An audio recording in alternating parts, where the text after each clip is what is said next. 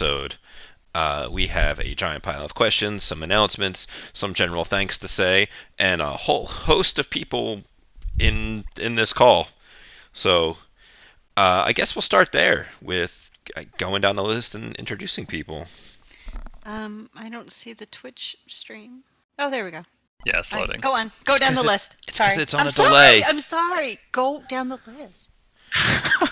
Hi, this is Boz. Hello. Nice to be here. That's all I got. Okay, and then I'm Chuck. Next. Hi. Bam's giant asshole runs a show. Hello, my name's Grift. You might remember me from, like, the last 6 episodes.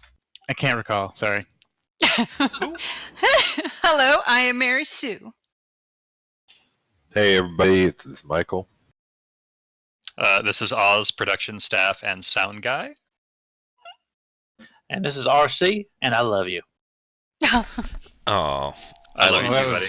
That was It's very been a while. interesting. No, Thank you. that was How that far was- in are you to that scotch? He said he was halfway. We're at 50% through. We were at 50% in holding, and by holding I mean it's in my hand.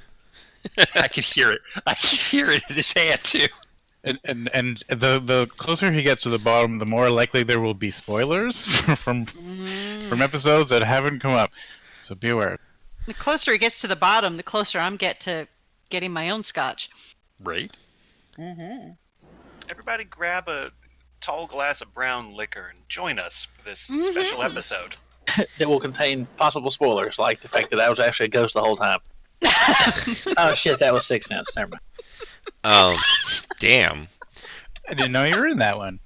I know, right? Were you So- the boy? You were the boy, weren't you? For clarity, there's going to be all kinds of spoilers for things that have happened up to episode 58. More so for the people in Twitch chat. So thank you, Twitch chat, for showing up. And, yeah, because you shouldn't be skipping ahead. You should listen to them all in order. And, yeah, that's it. What's everybody drinking tonight? Because I hear some scotch, which is weird to hear the scotch. I have hard seltzer, but I will probably be switching to my scotch, my Basil Hayden scotch. I cannot recommend it high enough. No, you cannot recommend it because I cannot afford it. Oh, it's not that much. I'm a mid-shelf rye whiskey man myself tonight. So we're not going to hang out, is what I'm hearing. No, I'm afraid Oh damn. I'm too cheap for you. Oh, what is that? Bullet? No thanks. I'm just drinking some coffee stout at the moment, but I'll probably break out something else stronger when I'm done. Coffee stout sounds good. I've got a Mexican chocolate stout, and then I've got the Hendrix Oh. gin on standby. Is that the stone one? Chocolate? No, this is local to Cool. to St. Louis. It's the Schlafly Stout Bout. It's a 12 pack of 4 different types of stouts. Oh man, that does sound awesome. Oh And then I have a nice 12-year whiskey that I'm having right now myself. And I have coffee, just normal coffee. It's delicious. Because if I start drinking alcohol, I'm gonna fall asleep. The trick is to mix them together, you know? You get a little bit Yeah. of both. That was that Four Loco. Yeah, that's what we need. That's how Shadowrun should be playing. Podcast brought to you by Sparks Energy Drink. What, nobody remembers Sparks? God. Remember Zima? I remember it existing. Unfortunately. God in heaven. That's, I remember Some Zima like I remember Hurricane Andrew. Poorly, if at all. Exactly, and it was a bad idea. I am drinking Glenmorangie, which I probably butchered the pronunciation, and it is a Lasanta sherry cask finish given to me by my stepson. So, Oh, that's sweet. RC, do you like that really peaty scotch that tastes like swamp rocks and shit? I love that no, stuff. I appreciate that people do. This is why he got me the sherry cask finish because it's smooth, and what he drinks is it tastes like a mixture of liquid smoke, alcohol, and a Diablo sauce packet from. Oh, that sounds like heaven, man. I'm not gonna lie, you said Diablo, and I went to, Blizzard. I'm just drinking iced tea because I'm a child. Is it a True. Long Island? No, It's just Damn you. like Gold I Peak appreciate a iced tea. Yankee is drinking iced tea. Like, I'm happy. Like, that's go team. We're winning. Don't get started because it's unsweetened iced That's tea. definitely unsweetened. You know No. that shit. Is it unsweetened? Is it unsweetened? Won't even Plead the admit it. fifth. I cannot believe Plead they the won fifth. the war. No, it's straight out of the supermarket. Like, boom. Oh God, never mind. Moving on. Let's just keep it going. So first thing I want to do, because they're the best and they help make this show possible, is I just want to run down the list of patrons and give them all a quick thank you. I'm going to start with Batteries. Thank you. I'm going to skip last names because internet is weird with some things. Brandon, thank you. Brian, thank you. Chris, thank you. David B, thank you. David R, thank you. Eric Demage, because your last name better not actually be Demage, because that would be weird. But thank you. Evan Cornfield, thank you. Kurt, thank you. Mary Sue, it's just, Better skip that one. better skip that one. Mr. Wilt, thank you. Murder Hobos, thank you. Nate C, thank you. Nick, thank you. Omni, thank you. Queen Jenny, thank you. Scott Starts, thank you as well. Sean Walsh, thank you. Thomas Brown, thank you. Fuck, I said his last name. Don't worry. Oh, You doxed him. No edit. damn it. Now it's all of a sudden, like, super obvious who I was talking about. Even though I didn't remember that being your last name. Man, Yeah, I'm the one whatever. drinking. What's going on It's here? not like Thomas Brown is searchable. Thank you. Right, Thomas Brown. You have herd immunity to being found. Yes. Thorsten, thank you. Trevis, thank you. Two Jacks, thank you. And Ziggy the Troll, thank you.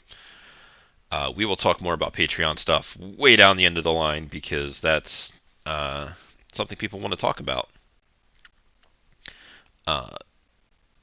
It's kind of crazy that you guys have, continued to donate towards the show and helped us do all kinds of crazy things. Your donations are currently just like, you are the reason why we have sound effects in the show now, because places like Sirenscape and stuff, they have a subscription service that costs money, and between all of the other things we're already paying for, like, I was real surprised when I woke up on the 1st or 2nd of February, and I had an email that was like, here's your receipt for 1 year of podcast hosting. I'm like, holy shit, it's been a year. It's fucking crazy, right? Congrats. Oh, congrats to everybody. Yes, congrats to all of you. All we had to do was show up. You had to put it together and keep it going. Through all of my blood, sweat, and tears. Mostly tears. And I've only Delicious been here for half the tears. time, so I Yeah. don't count. You don't count. That's true. I'm kidding. You're great. He's a Great math job. major. I He like counts you. for a lot of things. But he's not an accountant. So yeah, I just wanted to give thanks because you guys are the reason that the show continues. Because I don't want to get too much into the math and finances of it because that stuff is boring. But the show is at a point right now where it can sustain itself for the immediate future, and we will talk about some of the other stuff later on. Questions? Actually, no. Let me skip to one other thing, because we had some people leave some iTunes reviews that were very nice, and I wanted to read them out real quick. Oh yeah, absolutely. Which it seems like there's only 3 new ones, which I don't remember what I read out the last time. But so a J Hubbard on iTunes left, the GM of this Shadowrun run. Bleh. Quality content, guys. The GM of this Shadowrun podcast is really good. I love how he gets the action going. What do you do? He always allows the players to fill in details instead of generating everything himself. What is something that you gave him that you would recognize in air quotes? What does your apartment look like? I would recommend this for you to hear how we live in the 6th world for a while. Oh my. Yeah, not oh my. Oh may. Sorry. Thank you, Hubbard. Do you have a document with these? I'll take Yeah. one. They're in the the questions thing that Mary Sue was so nice to collect. At the bottom, yeah. All right, where's the question thing? There you go. You can't see that channel. No, I can't. So just There you DM go. it to me. I'll take one. There we go. All right, let me pop this open. I'm gonna find my phone and actually pull up the rest of them because I don't remember ever reading the other two off. All right. I'll take number 2 here, a must-listen by Turbo Flusy. This podcast achieves the perfect balance between engaging characters, an interesting storyline, and unobtrusive yet still present game mechanics. As far as actual play podcasts go, I am personally interested in those that retain the dice rolls in the production. Keeping them in allows you to recognize the element of chance involved in each action and share in the excitement or dread of particular roles. BAMS does an excellent job with the edits. Can I just say that Turbo Floozy is a great name? And if you hear this, Turbo Floozy, I'm with you. Good on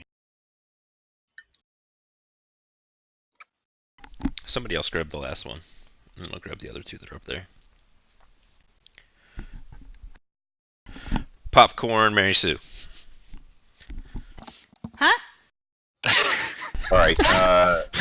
This one's by Zone Carlo. I said I would go. As a fan of Shadowrun and actual play podcasts, this one hits all the right notes for me. Great concept, great characters, and the players and GM have great chemistry. Give this podcast a chance.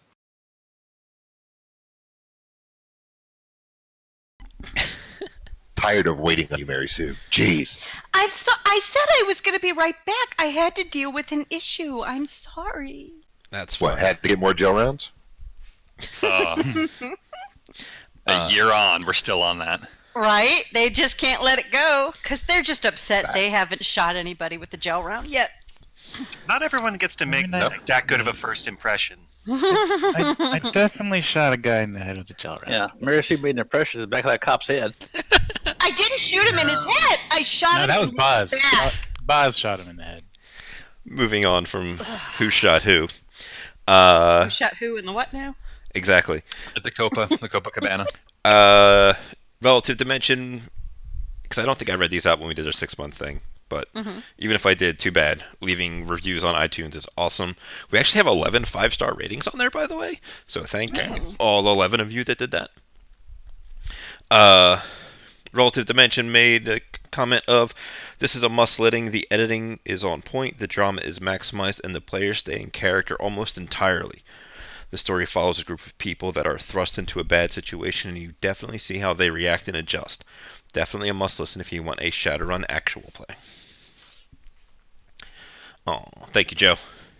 And then the last one was from Grift, because I've been talking to him for a significant period of time. And he left the comment up there of, I had a chance to listen to the program. Bleh. I had a chance to listen in on the prologue sessions for this actual play, and the time the players and the GM spent getting the group together was well spent. By episode 1, the cast is in sync, in character, and off to a snappy start. The premise of corporate wage slaves getting into the nitty-gritty of criminal mercenary work has a lot of opportunity for growth. Can't wait to see where this goes. And man, where did it go, Grift? Oh, man, you hear someone else's writing when they read it to you, and you're like, I could have done that better. Damn. Right? It's just Anyway, a review. no, Don't worry about it. It went great. It went great. So with that out of the way, I guess we can start moving in the questions. Mm-hmm. All right, who wants to be the... Oz. He has Yes. the best voice. And I think it will be me because I am the sound guy. This is what I do. So we have a excellent selection of questions from everybody who is listening. We'll also be taking questions from Stream Chat on Twitch if you have something that is not on the list. But we'll go ahead and get started. The first one is from Prophet. How have your characters changed you as a person throughout your year of playing on the Without a Net podcast? Great question. Very great. Boz. I mean, that's a good question. Mm-hmm. Sometimes I almost feel more like as my life progresses, it changes my character a little bit, more than the other way around. That's not always true, but I can't really think of too much, other than I guess Boz's sort of like descent into depression and alcoholism has made me think about those kinds of things a little bit in my own life a little bit. Not that I'm personally suffering from that, but I have a lot of friends who are in a similar kind of situation to Boz, and playing that has made it a little easier to empathize with them, I guess. Other than that, I don't really know. I think that's probably it. I don't have a lot of time to think about this one, but yeah, that's it, I guess.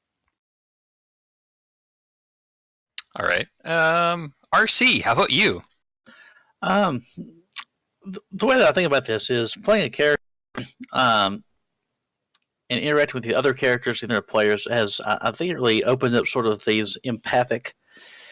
I don't know what the right word is. Connections. It's definitely changed the way, or maybe more mature as a person, I think, and maybe more empathetic, which is something I wasn't always good at. But when you're role playing, you're hearing these characters, and you have people like, Boss, Chuck, Mercer. Every player here, has gone through these very powerful, emotional, turmoil-laden, storylines or events. And so interacting with that really, hits me. Like sometimes I really am genuinely like, man, like that. That's a powerful thing. That's a really cool thing. And so that just sort of strengthens that muscle in myself. And I think that's a pretty cool. Don't worry, you're on deck. That's a really good one. That's a good answer. I like that, RC. Yeah, follow that, fuckers. So yeah, let's post. Yeah, right. Fix it in post. Yeah, edit button. Yeah, there's going to be no super fixing this on post. I'm just going to tell you that right now because I've super fucked things up from the get-go. That's the $15 Patreon level. Is I will go through and remaster the anniversary podcast. No, but seriously, like I forgot to bring the Craigbot in, and I forgot to hit record on the OBS. Good news is I'll be able to download it from Twitch and then post it that way. This is awesome. Wow. I'm pretty sure I've done this before too. But anyway. And just so all of our listeners understand, yes, this regularly happens. It's okay. Lies. Someone on Twitch mentioned that over the last year, Cotton has learned Boz's name, which is good character development there. I think. Good call, Omni. Good call. Chuck, how has Chuck changed you as a person throughout your half year playing with Without a Net? I mean, I don't think really changed too much. The big thing is like being part of the podcast. I'm going to Gen Con, which I never would have beforehand. That's about it. Very boring answer. It's not boring. It's understandable. Let's see. I'll pop down to the bottom again. Michael, how about you? How has your character changed you as a person throughout this past year? I can't really say the character so much as the people that I'm playing with. Learning and taking. This is the first time I've ever done a gaming session of any kind online over Discord and using Roll20 as much as we have been. So it's taking a listen to how everybody is describing what they're doing, taking BAMS's, well, what did it look like? Kind of putting me on the spot of, okay, great, now I have to describe what's going on in my mind and relate it to everybody else. So it kind of gets me to the point of I need to think more detail-wise and maybe bring that back to some of my own games that I play tabletop.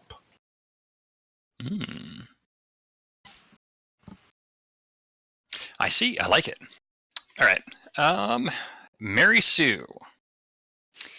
How has playing Mary Sue changed me over the past year? So I think Mary Sue, as being a very optimistic and positive character, has kind of made me more, or try to be more positive and optimistic in life in general.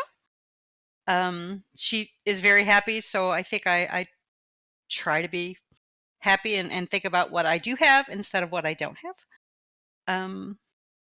so playing her has helped. It's also actually made me a better player. There was a time where I really felt I was a terrible player, and I still feel that way a lot of times. But sometimes I listen to some of the episodes, and I'm like, that can't even be me. There's no way that's me. So I feel a little more confident as a player.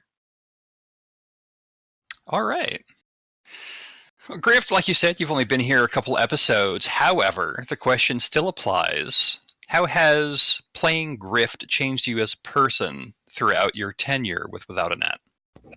I'd probably just say that I quickly got over the shock of like, oh, that's me on this podcast. Oh, that's what my voice sounds like. Oh, that sucks. And by the last couple of episodes, it's like, oh, this is cool. And oh shit, I was pretty funny there. So yeah, it certainly broke through that barrier of me thinking like, oh, I'd never want to do this, or I would be lousy at it. I mean, I might still be lousy at it, but I think I did all right for what I contributed. No, you're great. I'd love to have you on the podcast. It was awesome. Aww. Absolutely, yeah. It was a trip getting to edit you and add sound effects to everything that you did. Oh, and the trial run where I was Boz's spirit animal, I was also really impressed with that. You're like, oh damn, that was a lot better than I thought it was going to be. I like it. So, I know he's not a player, but I also know that people on Twitch would probably want to know, Bams, how have your cast changed you as a person throughout this year of GMing Without a Net?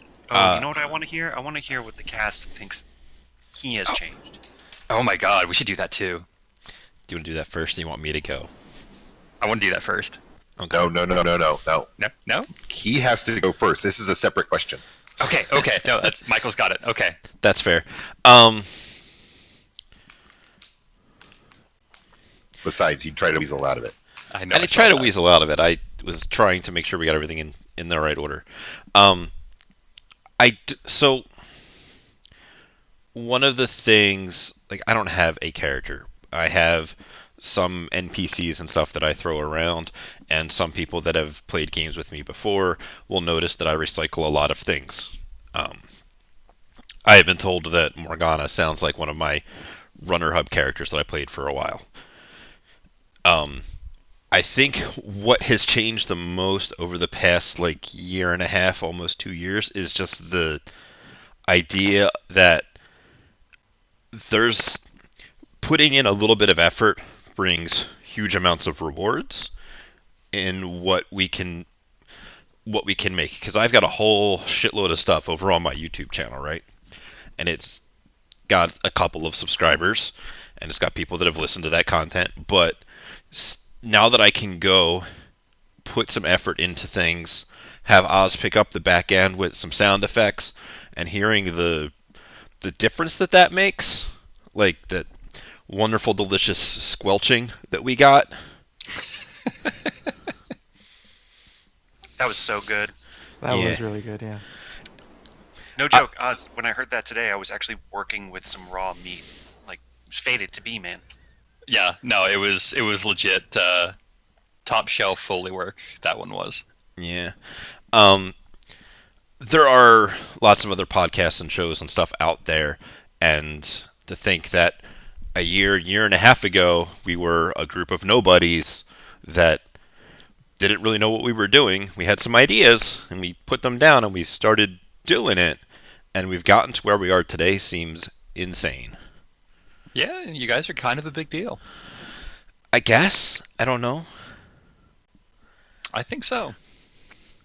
All right. Well, that was an excellent answer. So that was the first part, and it has been completed as promised. Let's go into the second. Everybody, what are you thinking? How has this changed Bams? Yes. I think Bams has become less of an asshole.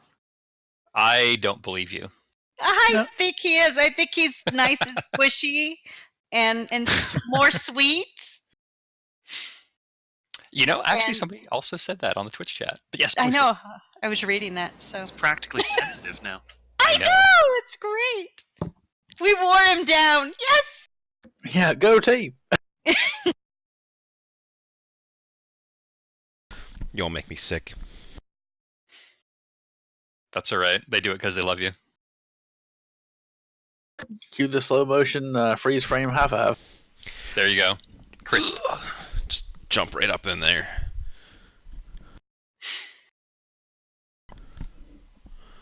All right. Well, Do you want to follow up anybody else with that second part, how great I am question? I think they would have volunteered it by now. Well, I will. I Oh, can okay. volunteer something. Well, By all I means. can jump in. Mercy You always know. has something to say. Yeah, what does that mean? Nothing. I don't go ahead. understand.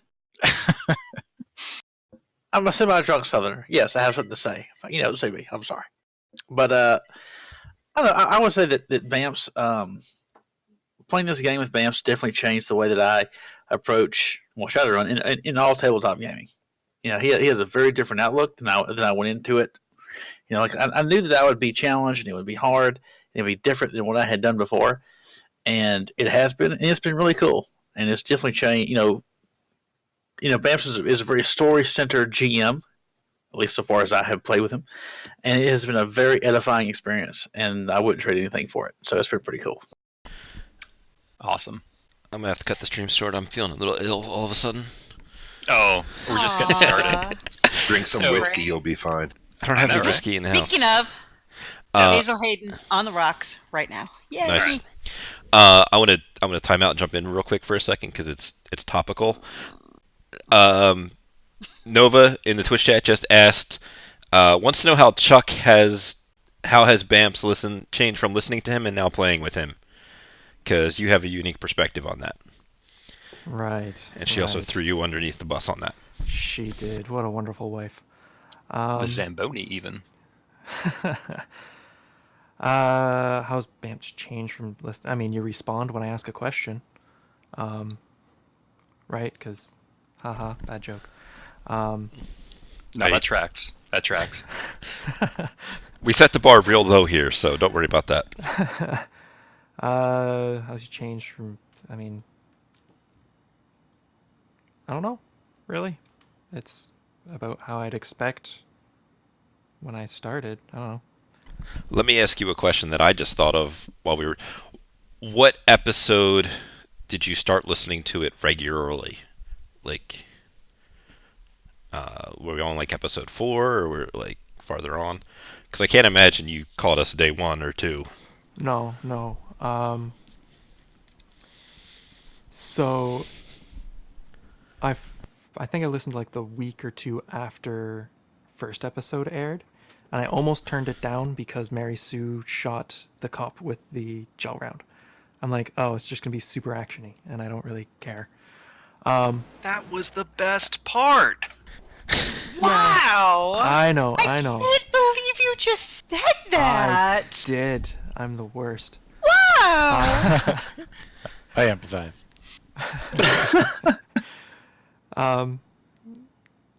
But I think it was probably when they first met Scrapper. Was probably when I started listening consistently. So that's what, episode 2 maybe? 3? 2 or 3, yeah. Yeah, Something like that. because I don't know, I liked Scrapper. Was pretty much it. We And I all thought love it- Scrapper. Yeah. Scrapper regularly tops the list of most popular NPC. I think he may actually be more popular than most of the players. So Actually, I think you're right. Have any of y'all heard the most recent episode? Because they put Scrapper up a notch. We got like some voice distortion and shit. Yeah. It's very good. Oh, Scrapper's at a whole new level now. He is now going to be officially the favorite character, who isn't even a character, a player. He will be the official favorite now. It's done. Thanks, Oz, for ruining it for the rest of us. You're Thanks, welcome. Oz. That's what I did. You're so welcome. So, anyway, continue. Oh, just jump back in. with questions or with what, me? I guess with that question that, because I was just curious because you made the Okay. transition from listener to player, and I wasn't sure how long you had been listening before moving into that transitional thing. So it's just a curiosity of like how long. Yeah, that- well, I mean, you were Reddit famous on the channel, right? On the subreddit, Shadowrun subreddit. So when you made your post saying that, hey, this is a thing, I I was just like, all right, yeah, let's at least listen, see how it goes. No. Especially with because it was the main one I was listening to that I was looking forward to every week was what one is it called? The one with Bobby. Complex Action. Complex Action. Thank you. So that was the one I was listening to. So it ended what, like 2-3 months before you started, or was it even longer than that? I don't remember because my memory's not great except for things. It was about 3 months, yeah. Yeah. So, I had the time opened up because that one left. So. Cool. Yeah. Well, that's one question down. Yes. Woo. So that was excellent, but it was also for the entire cast. I'm going to bring it back around to Grift because he also talked about the dog mentor spirit for Boz. So Mary Sue asked, Grift, you have been the guest on the podcast twice, once as dog mentor spirit and once as Howard. Which did you have more fun with, and which do you feel had the most impact on the story? It's got to be Grift for both. Like, I like the dog mentor spirit because Bamps just told me, like, go wild with it. Like, put up some magical realism, just go nuts with the other guy who's doing the wolf spirit, who I also love and should be here. And it really just can't compare to, like, you go on a run, you interact with the crew, the run was one thing, but, like, the most recent thing where, I'm telling you, the whole setup Bamps told me for that was just, like, you're captured, talk to Mary Sue, be mean to her, and was like, all right, I can work with this.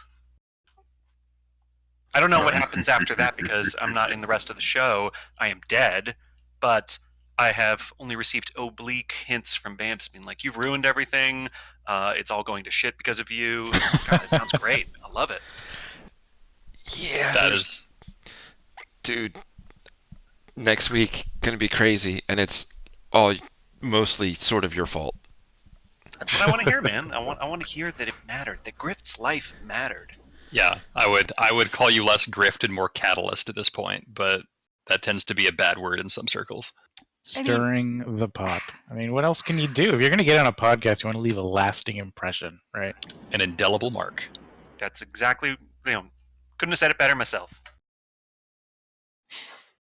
I mean, your life mattered to me until I just heard you purposely were mean to me, so. I was trying to get him to agitate you.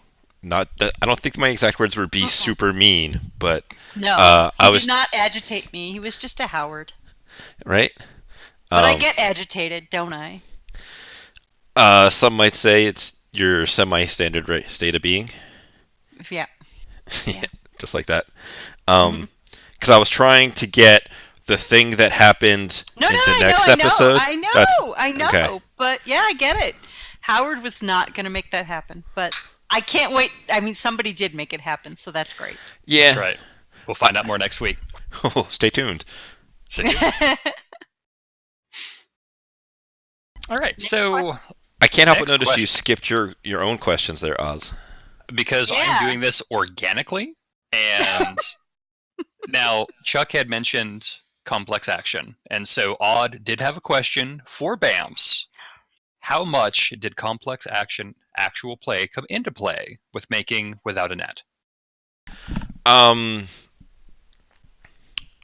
don't think that it did in any kind of direct way. The main thing that pushed this forward was Mary Sue. How so? Because she harassed me about it. For quite a while. Mary Sue, what do you have to say about all this? You're welcome. That's the right answer.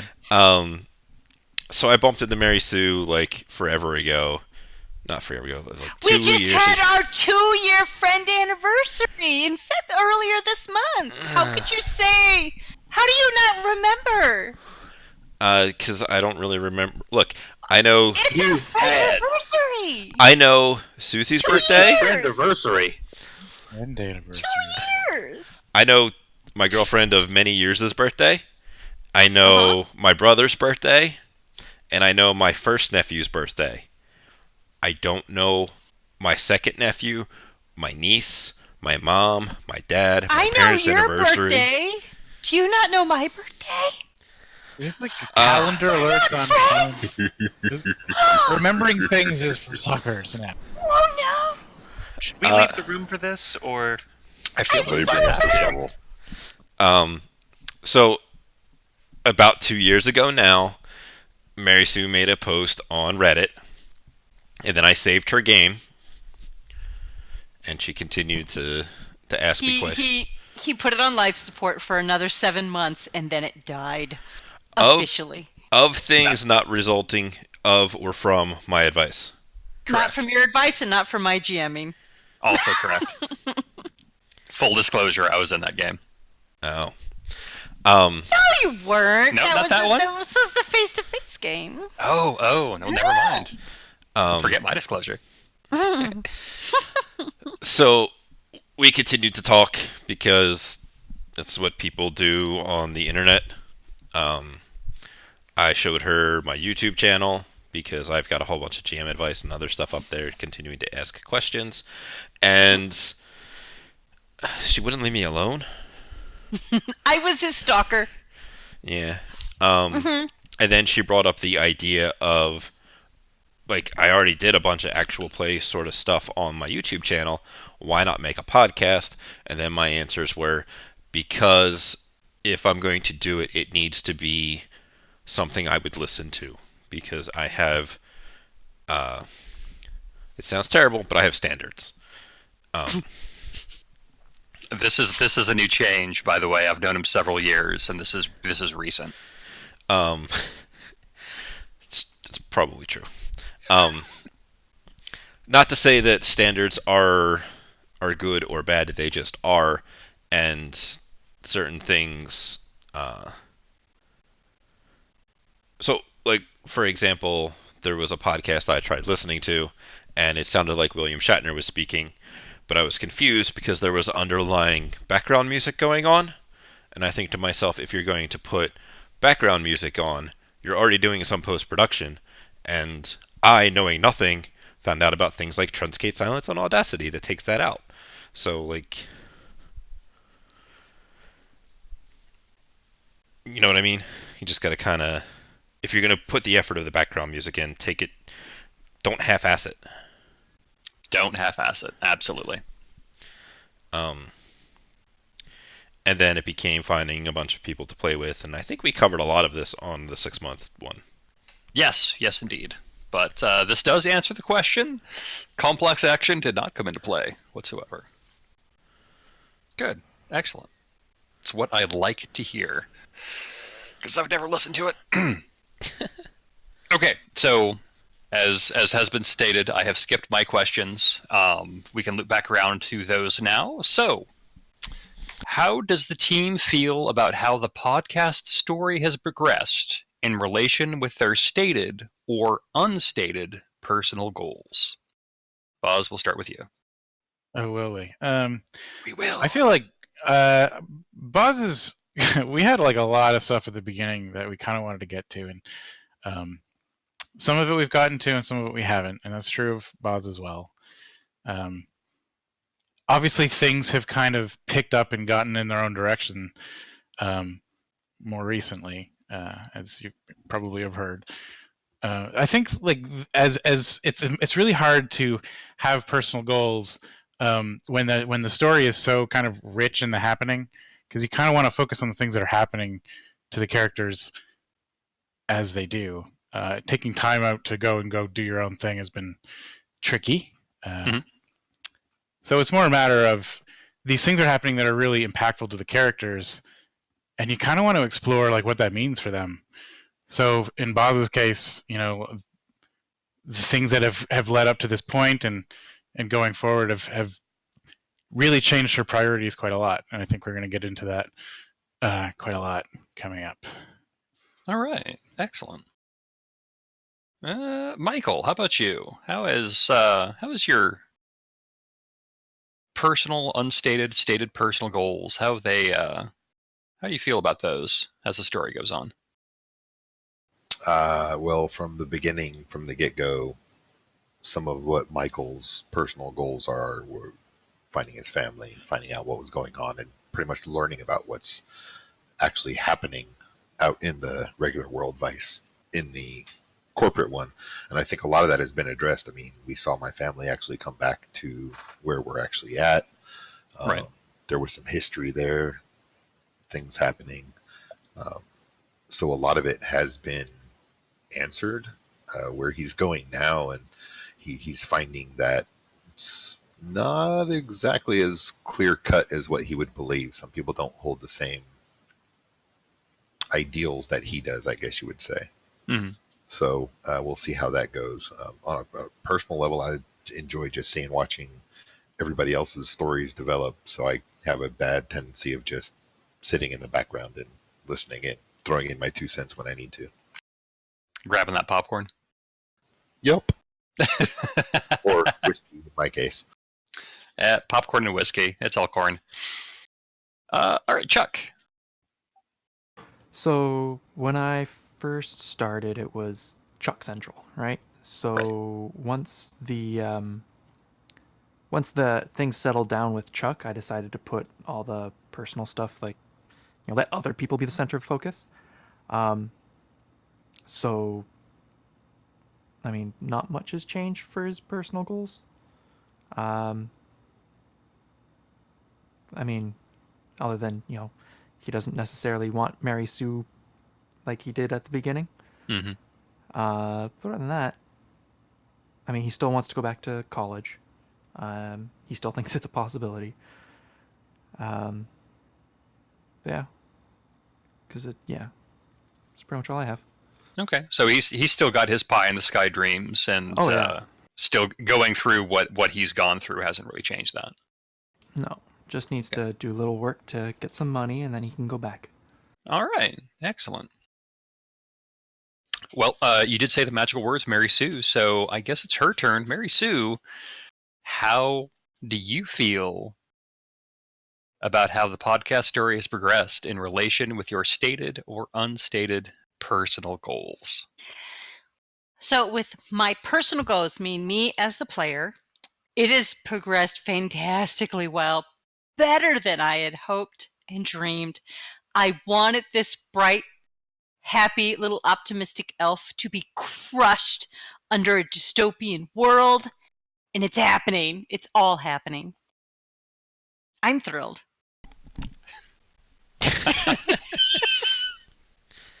I mean, I've seen how the sausage is made, so I can agree with that. So one of the things I wanted to tag in on Mary Sue's thing is we actually sat down. One of her player goals was to crush Mary Sue. So we sat and talked, and it was like, all right, well, how are we going to do this? And it's like, well, what if she ends up dating somebody, and then something bad happens to them? So we introduced Valentine, and Too soon. It's been like 4 months. No! Rip the My damn honey Band-Aid bunny. off. No! Nobody liked him anyway. It's fine. They did. Anyone like that guy? God! Thank God it Absolutely. wasn't. No, It wasn't you guys just are me. jerks. He was wonderful. He was sweet. He was no How could good you for you, say- Mary Sue. You did give him a chance as we have been arguing behind the scenes this whole time about your shitty attitude towards my honey bunny. He was wonderful. None of you gave him a chance. You didn't even care. You still don't care. so we had the decision to introduce him, and then something terrible was going to happen to him, and Mary Sue had no idea how terrible it was going to be. Mm-hmm. And I think we got somewhere special with that. Yeah, I think it that was. episode. Oh, sorry, but No, like, no, that go ahead. episode had like existential dread over it, which you don't feel that often. One of the goals I had back when starting this was a very selfish goal. Is I wanted to receive hate mail based upon the fact that people will be like listening to at work or driving, and I wanted to get to the point where somebody sends me a message like, "I hate you," because people at work had to ask me why I was crying. And we got most of the way there because I definitely talked to a couple people that were in tears at that episode. Yeah, that episode was actually that you telling me that you were going to do that was like, all right, I need to learn how to do this sound editing shit because I've got plans for that episode. And I think it worked, and now it's just getting better. Yeah, it's crazy. Anyway, continue with the questioning. Yes, of course. RC, it's your turn. How do you feel about how the podcast story has progressed in relation with your stated or unstated personal goals? It's kind of meshed it. I mean, I knew when I did this, I was sort of out of my depth. Like I did not feel prepared. I was like, this is going to be hard. It's going to push me, and it did, and it was difficult, and I appreciate that. You know, before when I played Shadowrun, which I had a great time doing on Runner Hub, it was very heisty and solve the problem, which I like. Here's a problem. How do I solve it? How do I get in? How do I get the MacGuffin? How do I get out? I enjoy that, but I wanted to sort of exercise the ability to role play. I knew Vance was into it. I knew that's what this would be, and it has gone that way. And it's not always been easy. And I would like to hope I'm not terrible at it, but I've had a great time doing it, and it has really changed the way that I view tabletop gaming, role playing, and it's been a great experience. So that was really cool. All right, awesome.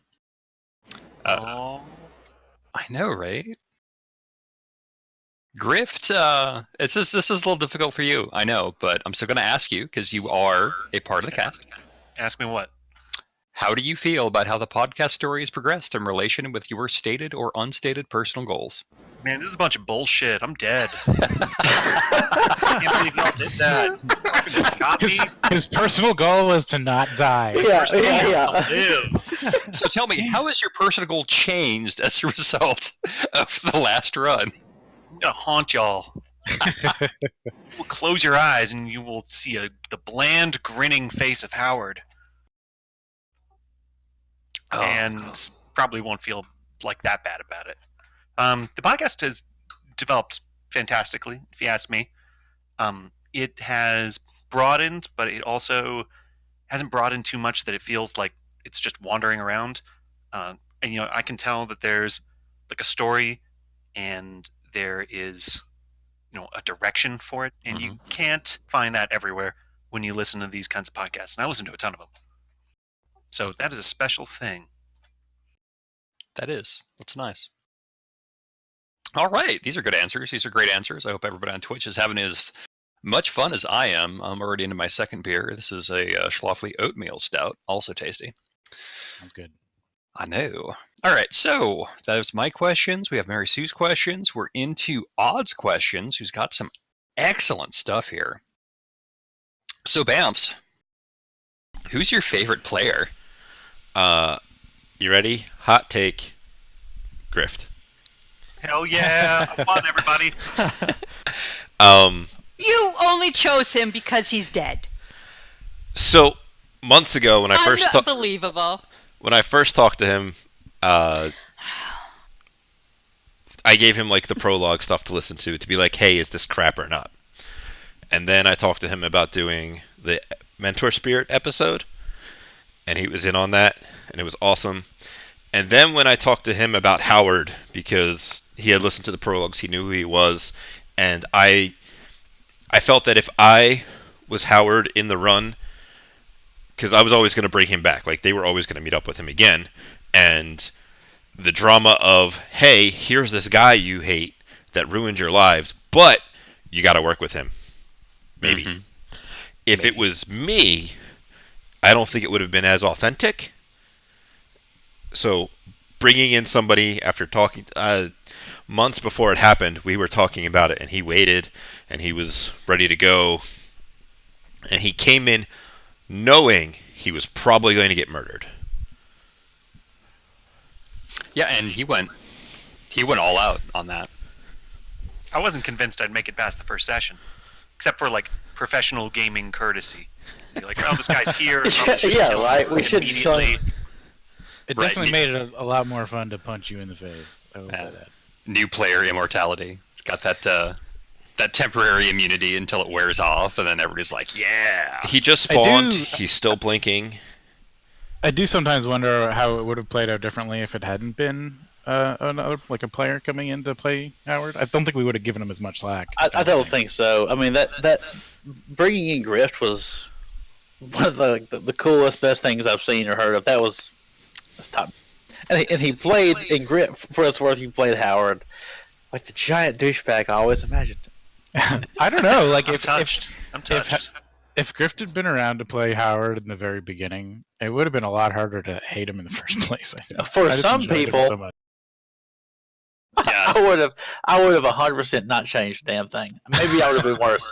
Maybe I would have been like worse. touching your stuff and altering your workplace, all that shit you hated, RC.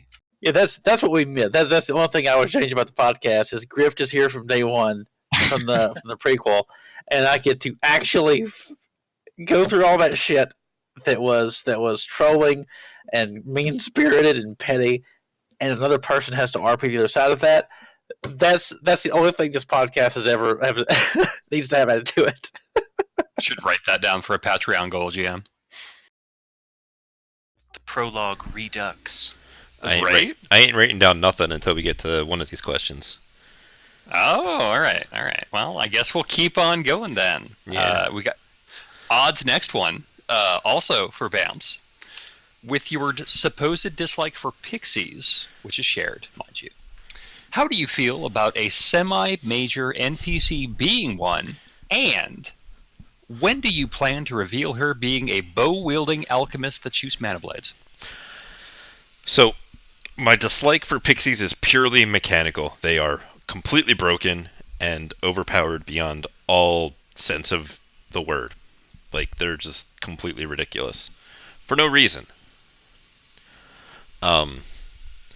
Thematically, I don't really care about them too much. It's the same as like, oh, there's a shifter, or though there's a like a centaur or something. It's just another weird thing in Shadowrun that makes it different than a lot of other stuff. I'm happy that people think Margaret is a semi-major NPC. She's What? around. What? They do not, do they? That was the question. Yeah. Uh, People think that people love Margaret. She's fucking I love cute. Margaret. See? She's adorable. And Mary Sue is people. Ergo, She's an elf. People love She's not Margaret. people. Well, that makes a fan club of 2 people. Wow. Wow. ouch! Mary Sue is a roommate, number 1. Number 2, she is a pixie. And I don't care what her past is. It doesn't matter. She no is one- my stop roommate this. now. Take a Quote, breath. No one unquote. cares. It's okay. It's a pixie. Man, first Valentine, now this. As far as her being a So, boat, when is she gonna die? I mean, all of Mary Sue's friends die eventually. Maybe you're next. I might be. Except that he's not. Except that she's not really your friend.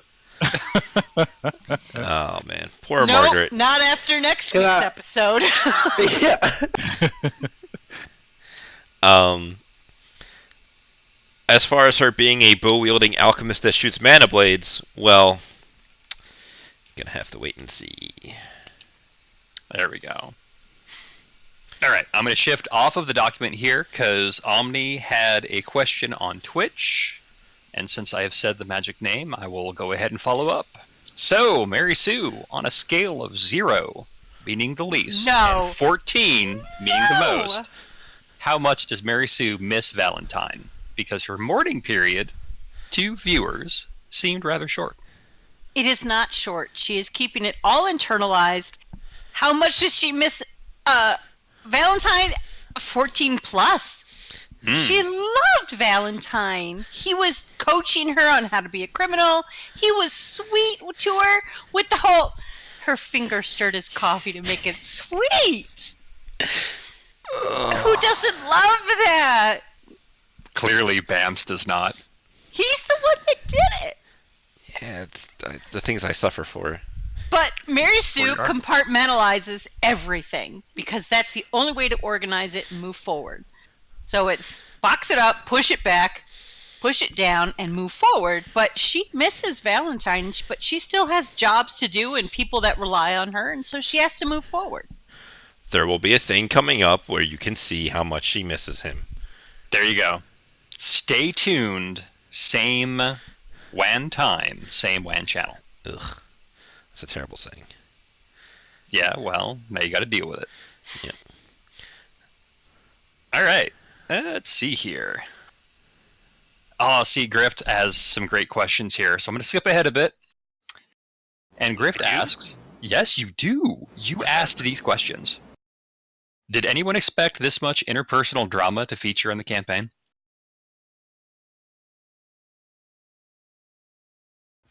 That's a question for y'all, I guess.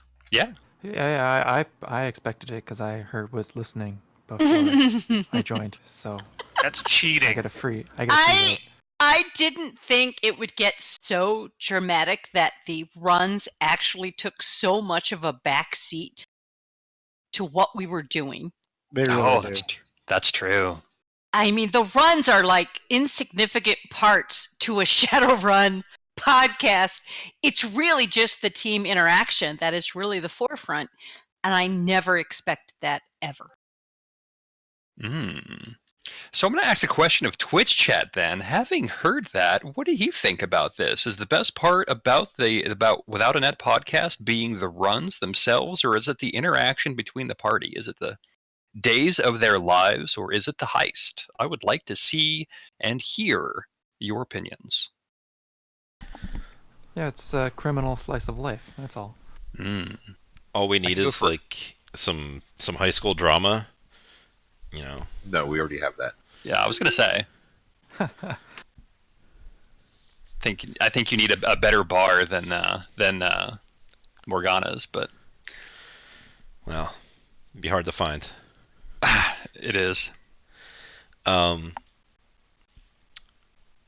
So to give a couple of quick answers, Omni said if they never roll any more combat dice, I'd be fine with that, which feels pretty good.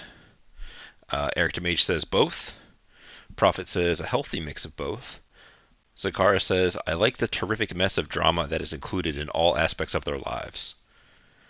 And then Prophet follows up with, we need a beach/hot springs episode, which I feel like the barbecue was probably pretty close to. Like, No. I was really hyped to do that barbecue episode. It was hype, but it was not a beach/hot springs episode. There's specific things to that, and we'll get into that. Is this an anime trope? Yeah. Yes. God damn it. Yeah, very much so. Zakara follows up with, the game doesn't exist without the runs, but the drama doesn't stop while they are running. Hearing Mary Sue storm off with a down-and-out, quote-unquote, bad guy. You know what? I'm going to go ahead and edit that and say bad dude, because Grift is a bad dude. To keep her teammates from killing him was awesome. See where that got him. And also example of poor decision making. Awesome. All right. No, it was awesome. Were you a bad enough dude to survive the Shadowrun podcast? Clearly I wasn't. Clearly. I was close to getting out of that car, but I had to roll like 0 dice on that thing. Yeah, no, I didn't hear what the dice result was, but it was I 0. heard the emotion in your voice. I'm like, yup. These auto dice, the online stuff, they hate me, man. I don't have me a so problem bad. with them. No, you're all Must be crazy. nice to be then. blessed, Mary Sue. Because if you're positive, the dice are always positive for you. While Michael got the killing blow, RC definitely got the assist because he filled his stun track with all of those wonderful bullets. So That's not an assist. I take no responsibility for temporarily knocking out a smart ass help. I take no responsibility. He still had a full stun track when Michael killed him. No responsibility. There was 4 drones in a van that took a shot at him, and they all hit. Okay. So if you knock someone out, and then someone else comes up and shoots that person, the guy who knocked him out is half responsible. I think in a court of law, it would probably, I don't think. probably. Bosington. Accessory to homicide, man. Yeah, that's accessory. If I'm an accessory, it's like the tiniest single earring. It's the the tiniest level of accessory. Omni follows up with, I mean, it all still seemed to be in character after mentioning about the the storming out. It all was, and everybody here has been really great about keeping any of those high tension, high drama things in character. I don't think we've had any mixed feelings about anything between any of the players. No. I think Boz and I have messaged a couple times like, that was all in character. Yeah, totally, that was all in character. All right, great, we're good. Hearts, we're happy. Yeah, and me and Michael have had a similar conversation. Yeah. So it's, we definitely try to keep it the table stuff at the table. I mean, it can be stressful. Oh, yeah. I think, Like, I think Chuck is. every time there's like an argument at the table, it is. I mean, it's real stress. I mean, It is. you get into it and you start to worry a little bit. But that's why you have to once the game's over, you have to sort of set things aside and set things straight, and make sure that everybody's comfortable. Yeah, player to player, we are 100% okay, we're good. We know it's all in character. So all that drama never ever leaks off the table, which is great. Except Chuck, who is a complete shipwreck. Yeah. Yeah, he is. Yeah, I mean, this is all. I mean, it's all business in this point. It's literally all business at that table when we're doing it. We realize that this is for the game. It's in game, and we'll just leave it at that.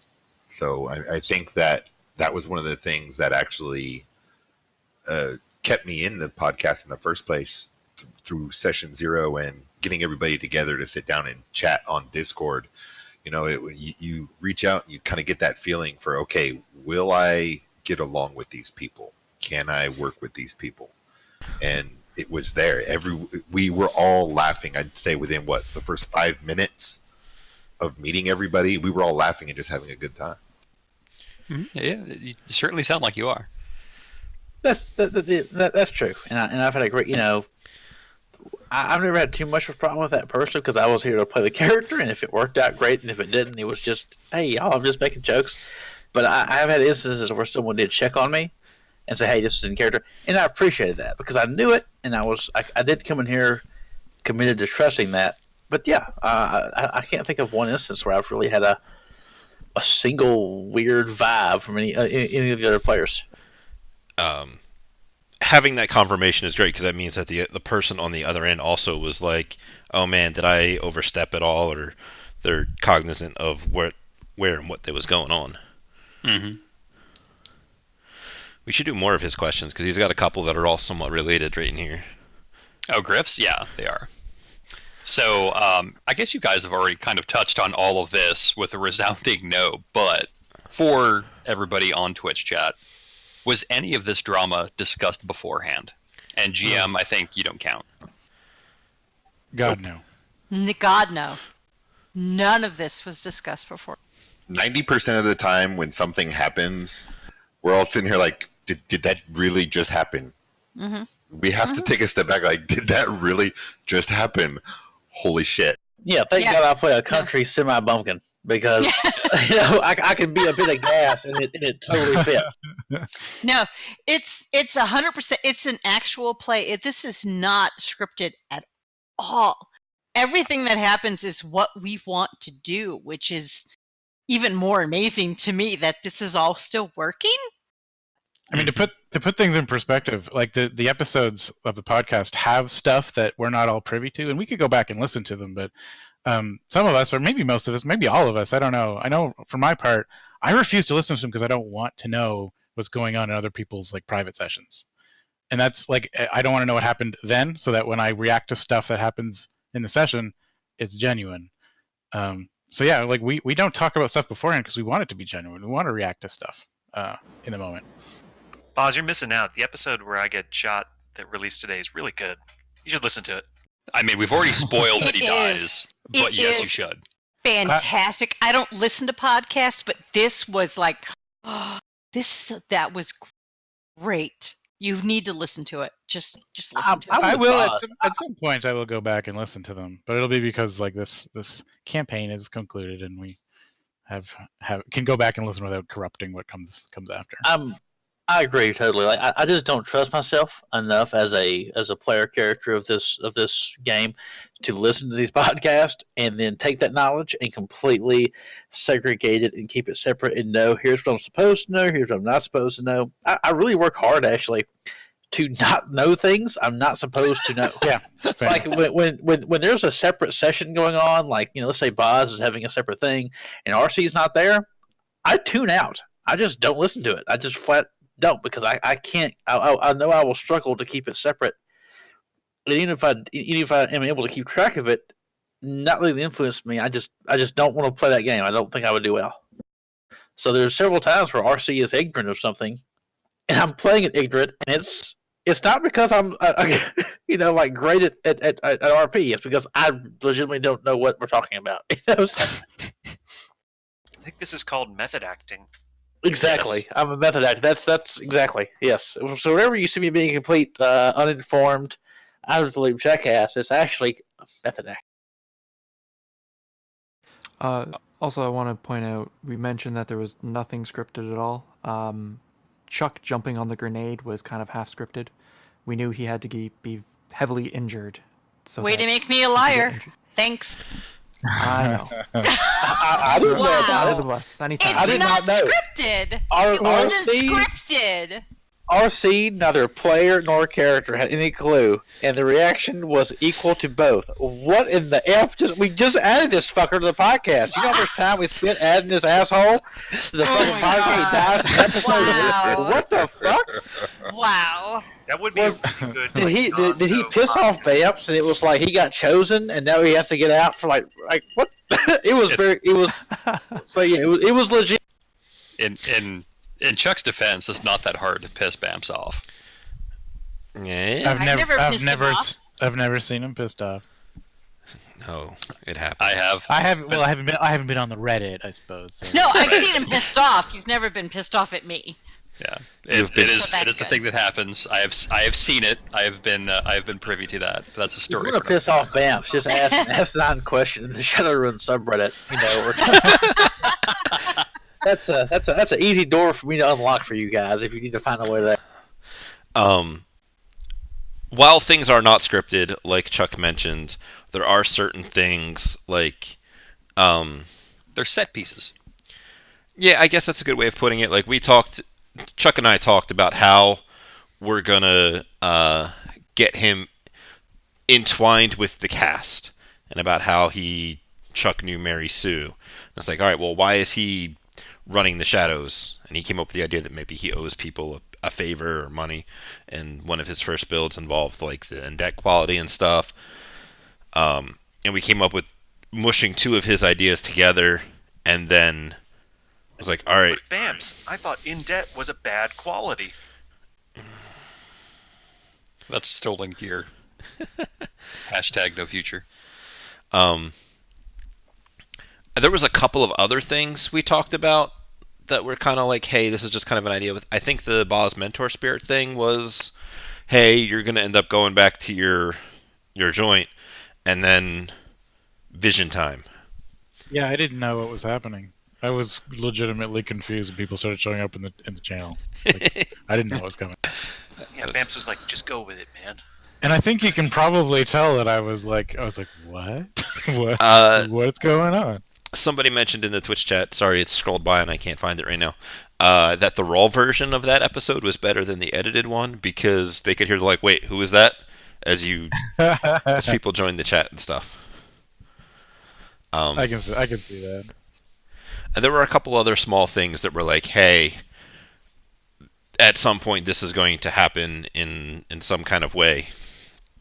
But I can't think of any other ones off the top of my head, except for Not Howard. that we can talk about. Sort of. Oh, you're thinking 2 from now? Yeah. Yeah, okay. Yeah, no, that one counts.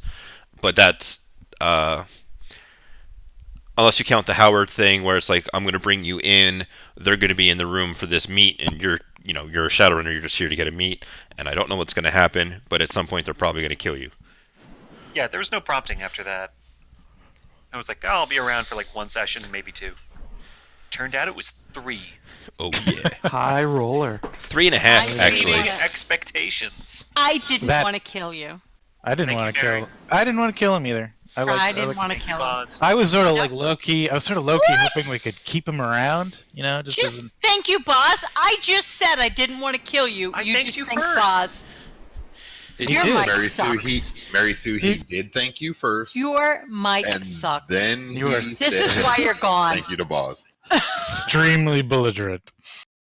Now, as far as all of that goes, kick rocks. I like that the group was kind of split on that whole situation, and I think it's like a really interesting group dynamic. That's sort of as a result of that. I don't think you were split. It was really just Michael that was like, "Fuck that guy." Yeah, Yep. actually. I mean, RC obviously didn't like him, and I don't think he cares that he's. I don't know. Actually, I don't know what RC thinks. I'm gonna do we want to get into that? I don't know if I'm supposed to reveal. Have we? Do I have enough alcohol for that? Have Yeah. we?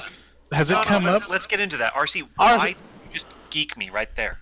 Because RC is, I mean, I would hope it's apparent. I've been trying to portray it. Has a bark that's a lot worse than his bite. RC is loud and talks a lot of shit, but when it comes to actually, I'm going to murder this person, that's a big hill to climb. Not impossible. RC has certain values that would maybe kind of sort of allow that, but it's a lot more narrow.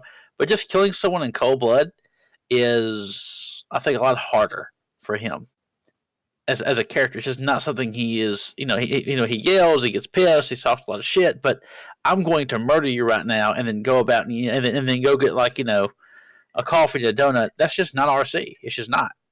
And Michael is apparently, as a character, so affected, and there was a hatred and a pain that had gone back to the prequel. But RC just needed to sort of get one over, and did not feel the need, I felt as a character, to actually kill this motherfucker. And sorry if we am I out of bounds? There is no idiot mode. But Michael apparently did feel that way, and there was actually a message. I got a message from Michael, the player, telling me, "You need to kill this guy," and I'm like, I don't. That's just not RC. That's he would talk that, he would say that, and now that it's here, right in front of him, 100% there, I don't think he would do it. I really did not think that is what RC as a character would do. Would be to actually just in cold blood kill this guy, and that shows a very interesting and different approach to emotion between RC, the character, and Michael, the character. RC talks, yells, is bombastic. Michael wasn't. If you were to listen to these two characters, you'd probably say, well, Michael's a pretty rational, chilled out guy. RC's a giant, bombastic asshole. But Michael pulled the trigger and RC didn't. So there you go. There's two things I want to jump in with this. One, do you think Richard, if he was shot and bled out and dying in the street, do you think that Richard would have helped Howard? If who was shut out? If RC or Richard? If Howard- Howard was shot and bled out right in front of you, RC. Yeah, what would you? say like that. I don't really think no. bad. I don't think so. No, RC would not have. Was it fist on fire to put you out? Is the line? But it's one thing to say I'm not going to help you, and that's your problem, and I don't care, and hey, it is what it is. Versus, there's a guy who doesn't see it coming, who is at least provisionally trusting you not to put a bullet in him, and then shooting him in the back. That is a certain coldness that RC just doesn't really have. Yeah. There's the other thing was there's a book. I think it's The Name of the Wind. I might be wrong, but it says there's three things people fear: a storm at sea, something else, and the rage of a quiet man. Yeah, I think didn't I write that to Michael at some point or to the podcast? I feel like that remember probably getting that from you. No. Well, shit. But somewhere in there, I thought, beware of the anger of a patient man or a quiet man, one of the two. But that's how it definitely felt, Yeah. Anyway, Well, there you have it. RC is, like his favorite food, a giant cinnamon roll. Too pure for this world. He literally drew What a- dicks on his face. I don't think he's What a- pure. What a tortured analogy, like that. I've been drinking. RC is like a cinnamon roll, too pure for this world. You could- He had his nemesis at his mercy, and You could- didn't just drew dicks on his face. You Right? could say that metaphor was twisted like a cinnamon roll. Boz, Uh-huh. I'm Uh-huh. going. No, we're not. I troll you. It doesn't go the other way. It Oh, no. does though. That's the No, it thing I doesn't. don't understand. Cinnamon This is a roll. new part of the season. Here we go. Yeah, I troll other people. It's a one way. Now I want a cinnamon roll. Right. There you go. All right. I should try and bring this back on track. We Yep. have a lot of questions, Moving along. and I've been letting you all crazy because I've been very interested in my beers. So, GM, Uh-oh. well, and everybody else too. As I read this. This is from Odd. Each of you have NPCs with your backstory. How much more, if at all, do you want to bring them in or up? We'll start with GM. I don't have a backstory, so I'm in the clear. See, that was easy. RC, how about you? How about Mama? God, I don't want to spoil that much. I love Mama as a character, and Bam's doing a great job with her. I think it'd be interesting if we ever got the opportunity to go back to the CAS and maybe meet people who RC knew ostensibly, or however it worked out, and sort of take people who knew RC back, 10, 20 years ago, and then see how he's changed. I think that'd be a very difficult and interesting interaction because RC would most likely meet people who did not have a particularly pluralistic view of meta-humanity to communicate or to put too fine a point on it. It's a diplomatic way of putting it. There we go. They're racist. How about that? There we go. They don't like the orcs and the trolls and whatnot, anything else. But I think it'd be interesting to take those people who would have and bring RC there, and RC try to bridge that divide because I think he would genuinely struggle with it. Okay, awesome. Can I interject this with Totes. that I love Mama as a character, and this is only constructive. Bamps, you really got to work on your Southern lady accent. No, I don't. Only to say that, a real Southern lady, she would put in all sorts of cute little aphorisms that are just a little bit condescending, like "Oh, bless your heart, You- little elf God. lady." I mean, that's so bad. You're a great person. I would have a beer with you, but first of all, it would be aphorism, not aphorism. You have to Man, I'm talk a hoisted by lot. my own petard. I know exactly. You just talking to. I don't know how to teach someone to speak a Southern accent, but you just have to put a lot. I don't know how to tell you. I wish I could teach this power. So Bless your heart, Richard. just bless your heart, Red. One day you'll be able to get there. Richard. Richard, bless your heart.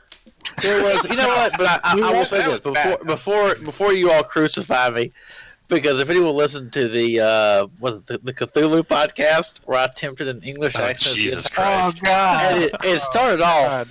The English accent started off at hot garbage, and then did not improve, or possibly declined. It did not get. So you know what? Fine. You did I a very know. good. You did a very good job of someone pretending to be good at an English accent, while also being really bad at it. I don't know if that makes sense. Yeah, You it did was like someone actually on a stage. super. It was a double ironic portrayal. It was like it was actually all like part of the plan. It's like the actor on stage who's doing an English accent, and the audience is supposed to know that they're faking it, but they're pretending, but the audience knows they're faking it. Just as I intended. Anyway, sorry for the derail. No, it's fine. These derails are the best part. So, Chuck, I don't know too much about your backstory. I know you've got NPCs back there. Do you want to bring them in? No, not really, actually. Really? Yeah, because it's mostly like his, it's just like there's family, and then there's like college acquaintances. Mhm. But other than that, there's not really that much I added for him. I mean, I added other stuff, but I kind of removed it because we didn't really have time to flesh it out in when I was introducing him. So, Like what? well, I wanted him to be part of like a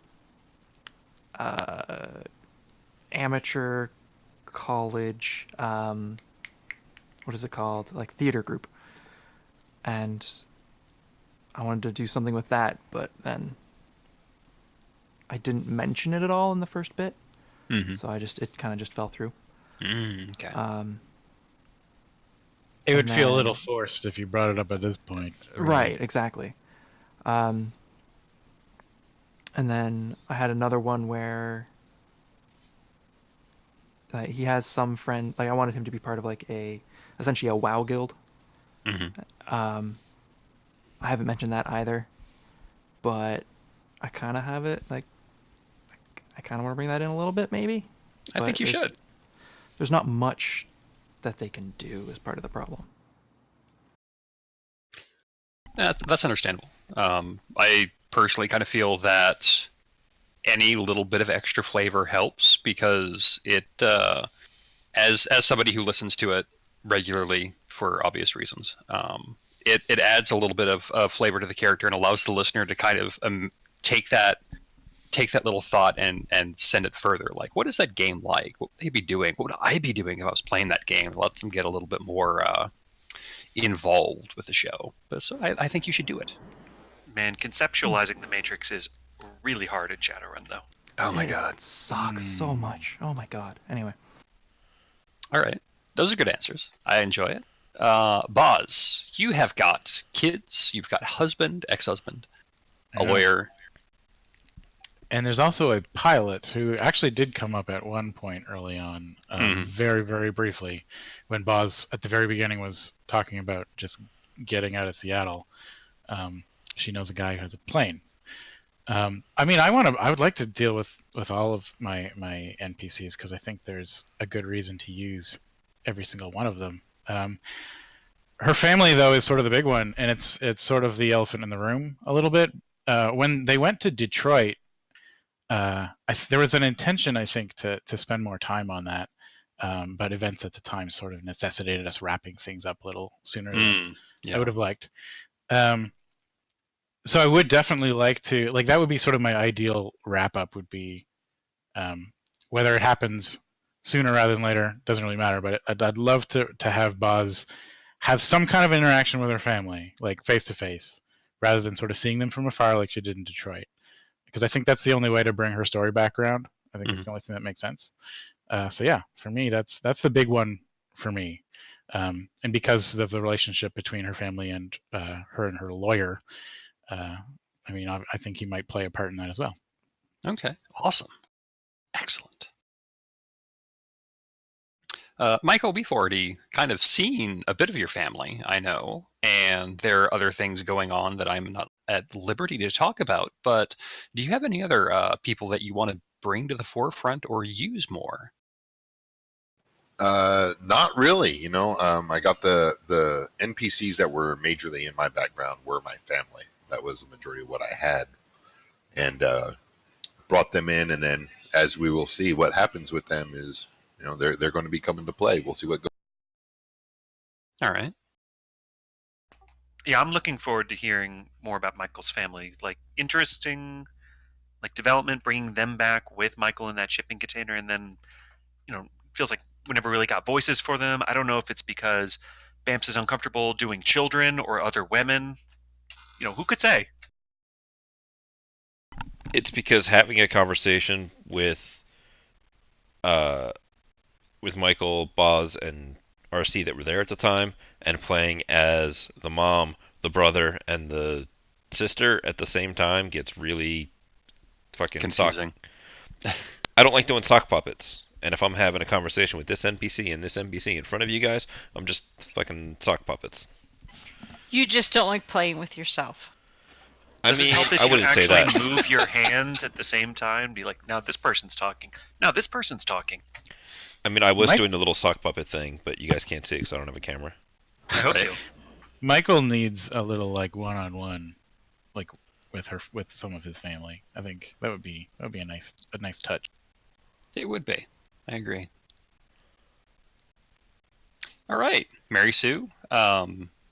We've had NPCs in Mary Sue's life. We have seen how that has gone.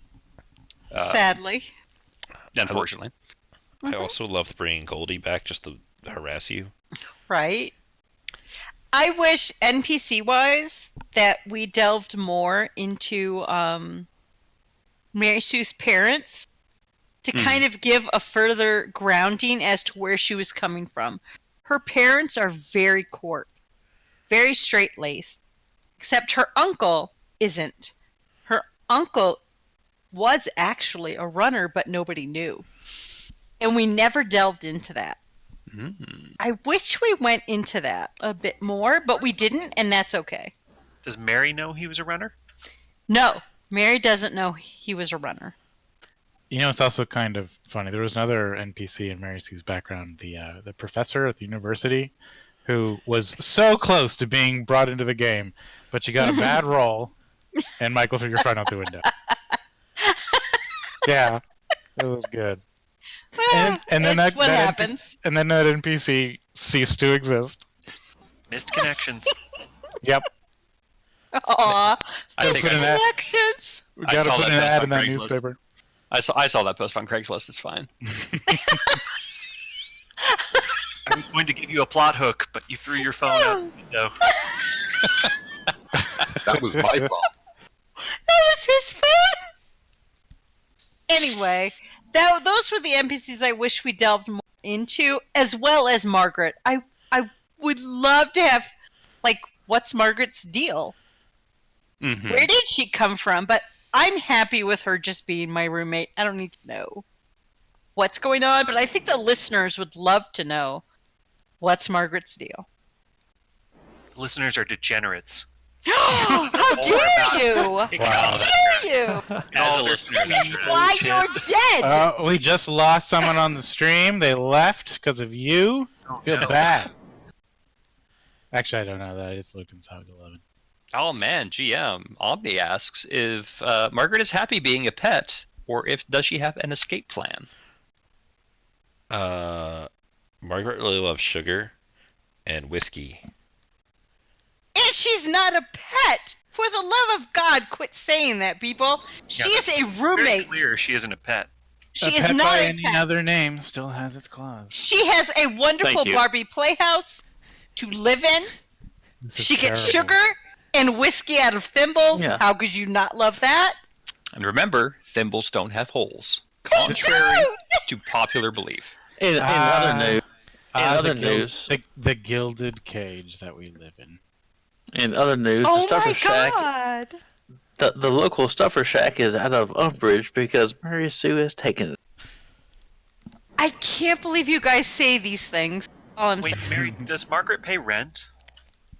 No, Mary Sue pays all the rent because That's what- Margaret You sound like doesn't she's have a roommate now. job. You might have to go She's back on this. Okay, wait. Friend. Margaret doesn't pay rent. She doesn't have a job. She doesn't have a job. She's not allowed to leave. Yes, she is.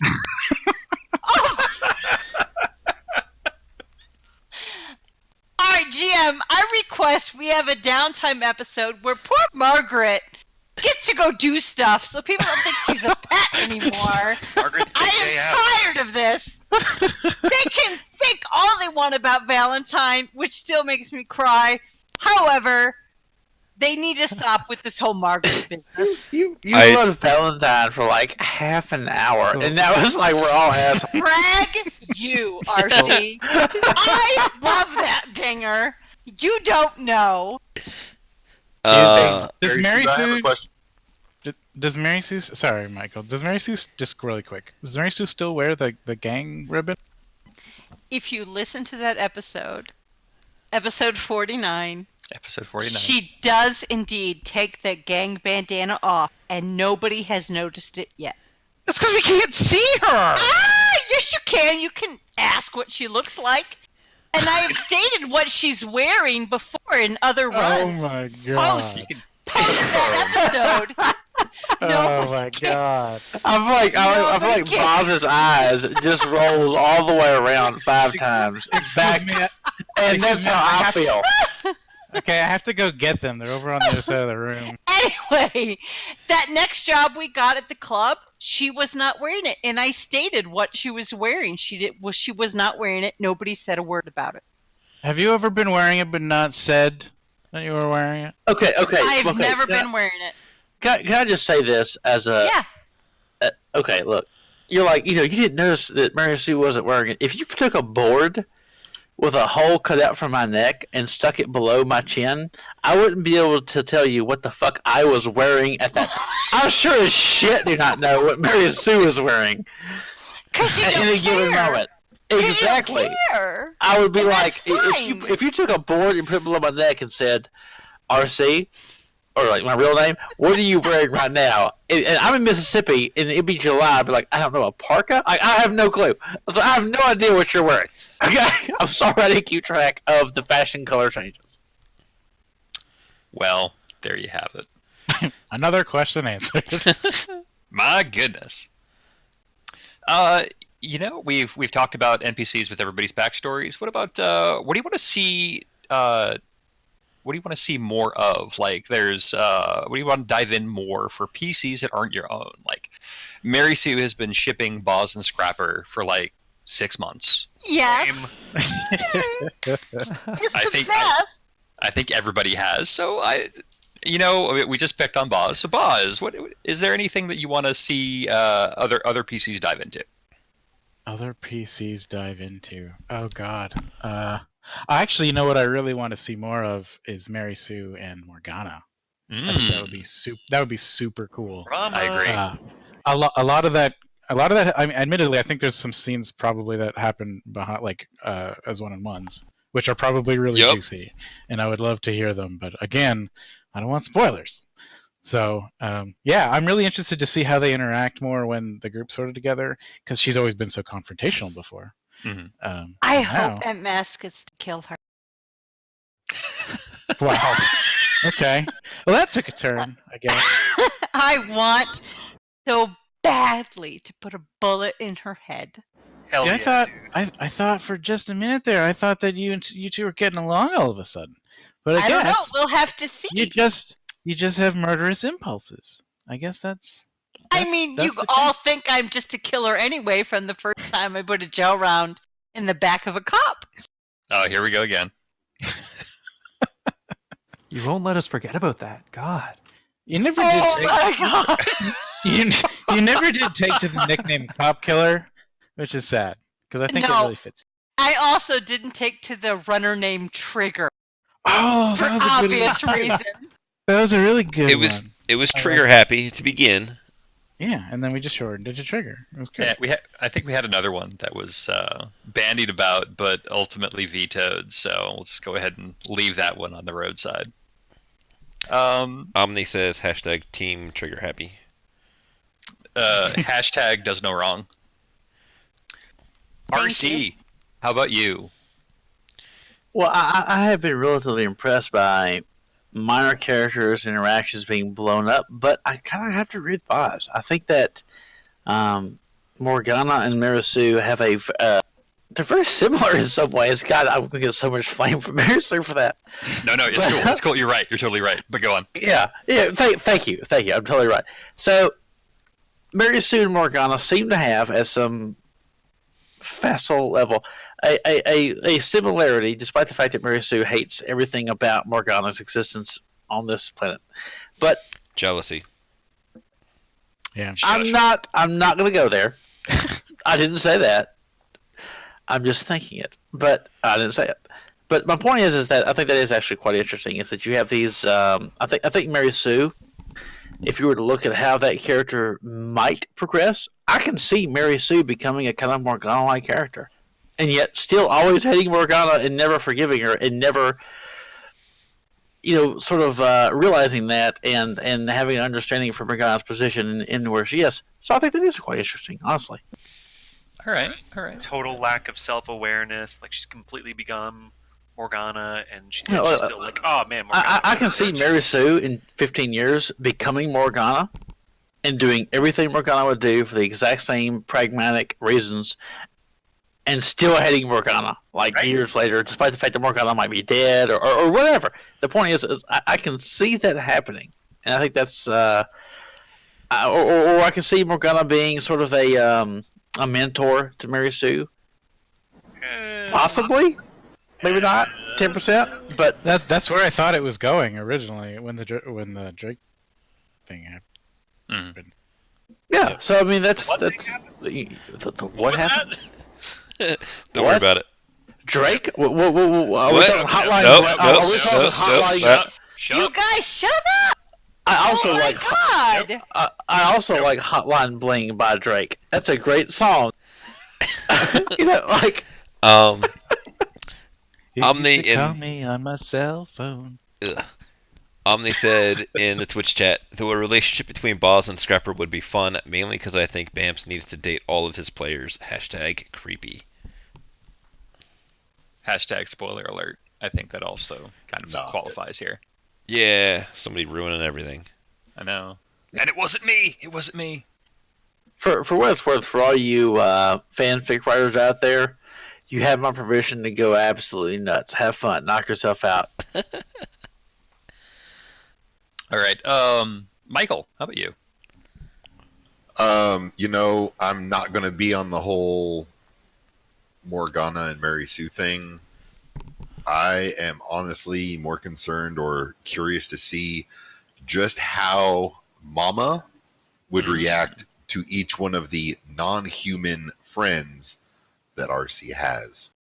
Oh man, that would be awesome. Because we haven't really gone to the house to meet Mama at all. Nobody's With good reason. been there. I think Well, Mary Boz has. We've been Mary in the Sue house. has We've been in been the there. house. Boz Boz never, drank Boz with her, never, and we Boz never took met her. items. I could have swore that everyone's met Mama except for maybe Chuck, who appears to human based on No. personal preference. No, I think Chuck No, did Boz meet her. Buzz showed up on and talked to RC on his porch, and Mama saw her, but she didn't come out to say anything because she's afraid of them orcs. Let me tell you. You remember that? That's the only time that Mama's Oh knows. man, Yeah, Mama has been very very firm in her opinions about the goblinoid races. Hmm. So it sounds like we just need a Sunday dinner situation. well, first of all, that is true a bit. Darcy, But to be what's it fair, like? Ribs, meatloaf, or fried chicken, or all of them? Turkey dinner, Sunday turkey dinner. which I before everyone discards Mama as being a relic of the past. Which of the Yes. player characters has blown someone's head off? Let's just Are we talking about Mama or? no. When But did you let Mama do that? Boz blew. Okay, in our group we have Boz who blew someone's head off with a shotgun. Mhm. It was Michael not who the head. committed a cold. It was Michael who back. committed a cold-blooded murder. I and want to say, that's it. real quick, I'm pretty sure that if Mama had a shotgun and that there was like a Halloweener Not like gonna lie. in front of her, she'd probably have shot him too. Yeah, because he was an elf, but that's different. He wasn't an elf. He was what was he? Was he a troll? He's a ghoul. He Yeah, was he was a ghoul. Oh, Right. well, yeah, Human of course. Human ghoul. And Boz did the right thing and put him out of his misery. And so much happened after that. Wow. So much happened after that. All right. Chuck, what do you want to see? If anything.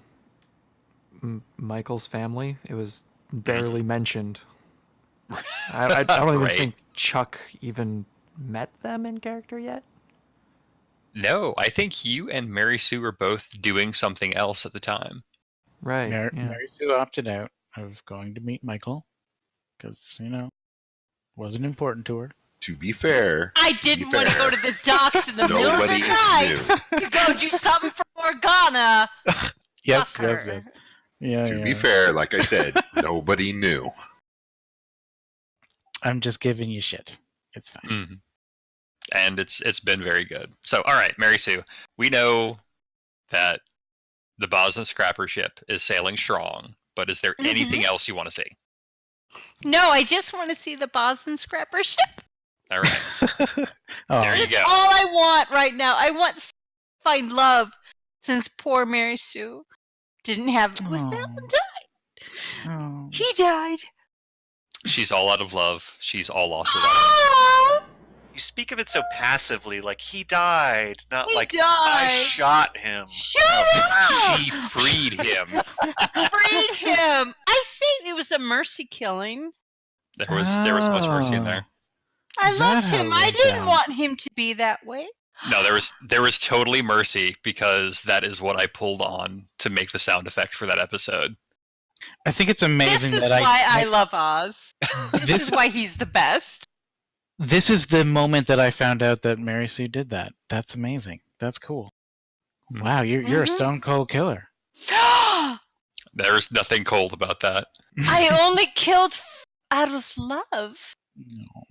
Not out of hate love or him. just because I wanted to kill, but because I wanted to free him. I loved Bill. How dare you guys? Could I just nominate Mary Sue as the most full of shit character? Is that possible? Oh my god!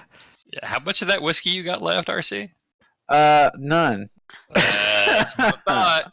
All right. Okay, so we're going to go in a mechanical direction now because this is Shadowrun. It's an actual play. You have character sheets. Speaking of them, build-wise, is there anything that you had wish you'd done differently after getting more into the character as the podcast has progressed?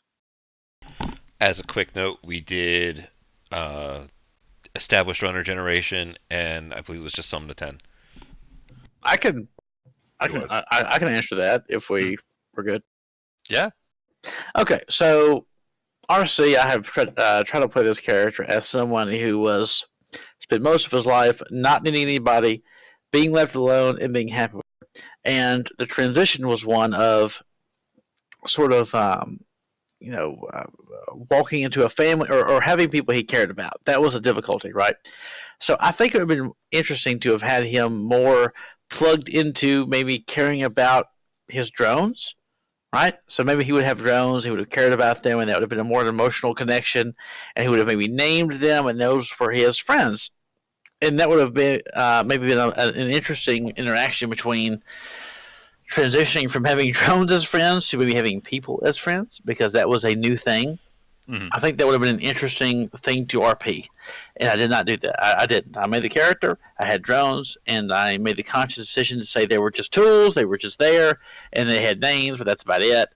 I think it may have been interesting to have had those drones who had names be important to RC. Okay. And to then have to struggle between caring about those drones and then caring about the actual people he grew to care about. But that was honestly way above where I was in terms of RP ability at that time at character creation. All right. No, that's There's always next time. Also, Bamps, I'm disappointed you haven't destroyed one of RC's drones yet. He hasn't put him in a place where I can shoot him yet. so. That was an awesome answer. It was great. RC, thank you for saying that. But build-wise, mechanically, is there anything you wish you'd done differently?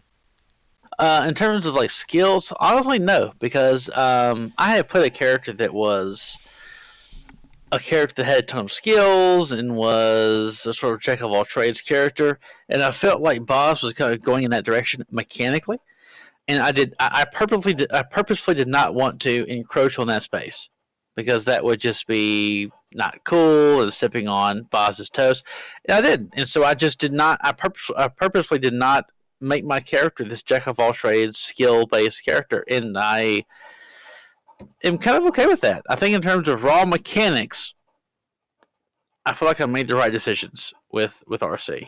I just wish I had maybe have changed some RP aspects of it, but in terms of mechanics, no. I feel like I kind of hit and did the right thing. Hit that sweet spot. Right. I feel like we kind of did similar things, honestly. We just hit different skill areas. Well, 'Cause, I mean, RC's obviously very good with machines, mechanics, industrial stuff, all of that sort of thing. Boz doesn't know anything about that. But I kind of felt like you were going in a direction of being this jack of all trades. You were going to have demolitions and maybe. And she does. I mean, It hasn't. Well, you do not. Yeah, didn't in free super fall. go very well.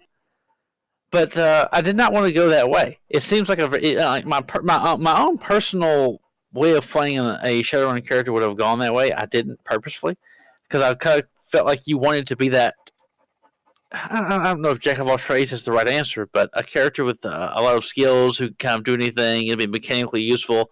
And I purposely limited RC to sort of his area. He does drones, he does mechanics, he does repair, and that's kind of his thing.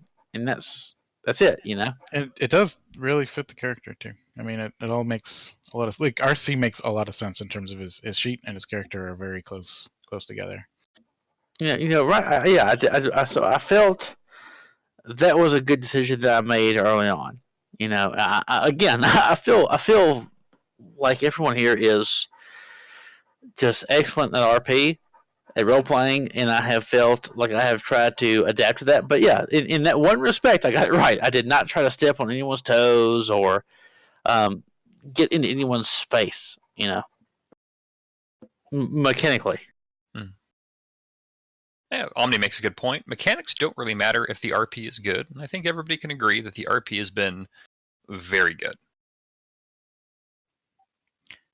I can Super kind good. of, I can sort of put my piece in because Mhm. I think of all the characters, I think, well, maybe I don't know. Everyone's gonna have their own opinion, but I think Boz's sort of personality and the things that she wants and believes in are more at odds with her skill set than a lot of the characters. I think, like she's essentially a combat character who doesn't want to kill anybody, which is a complicated space to be in.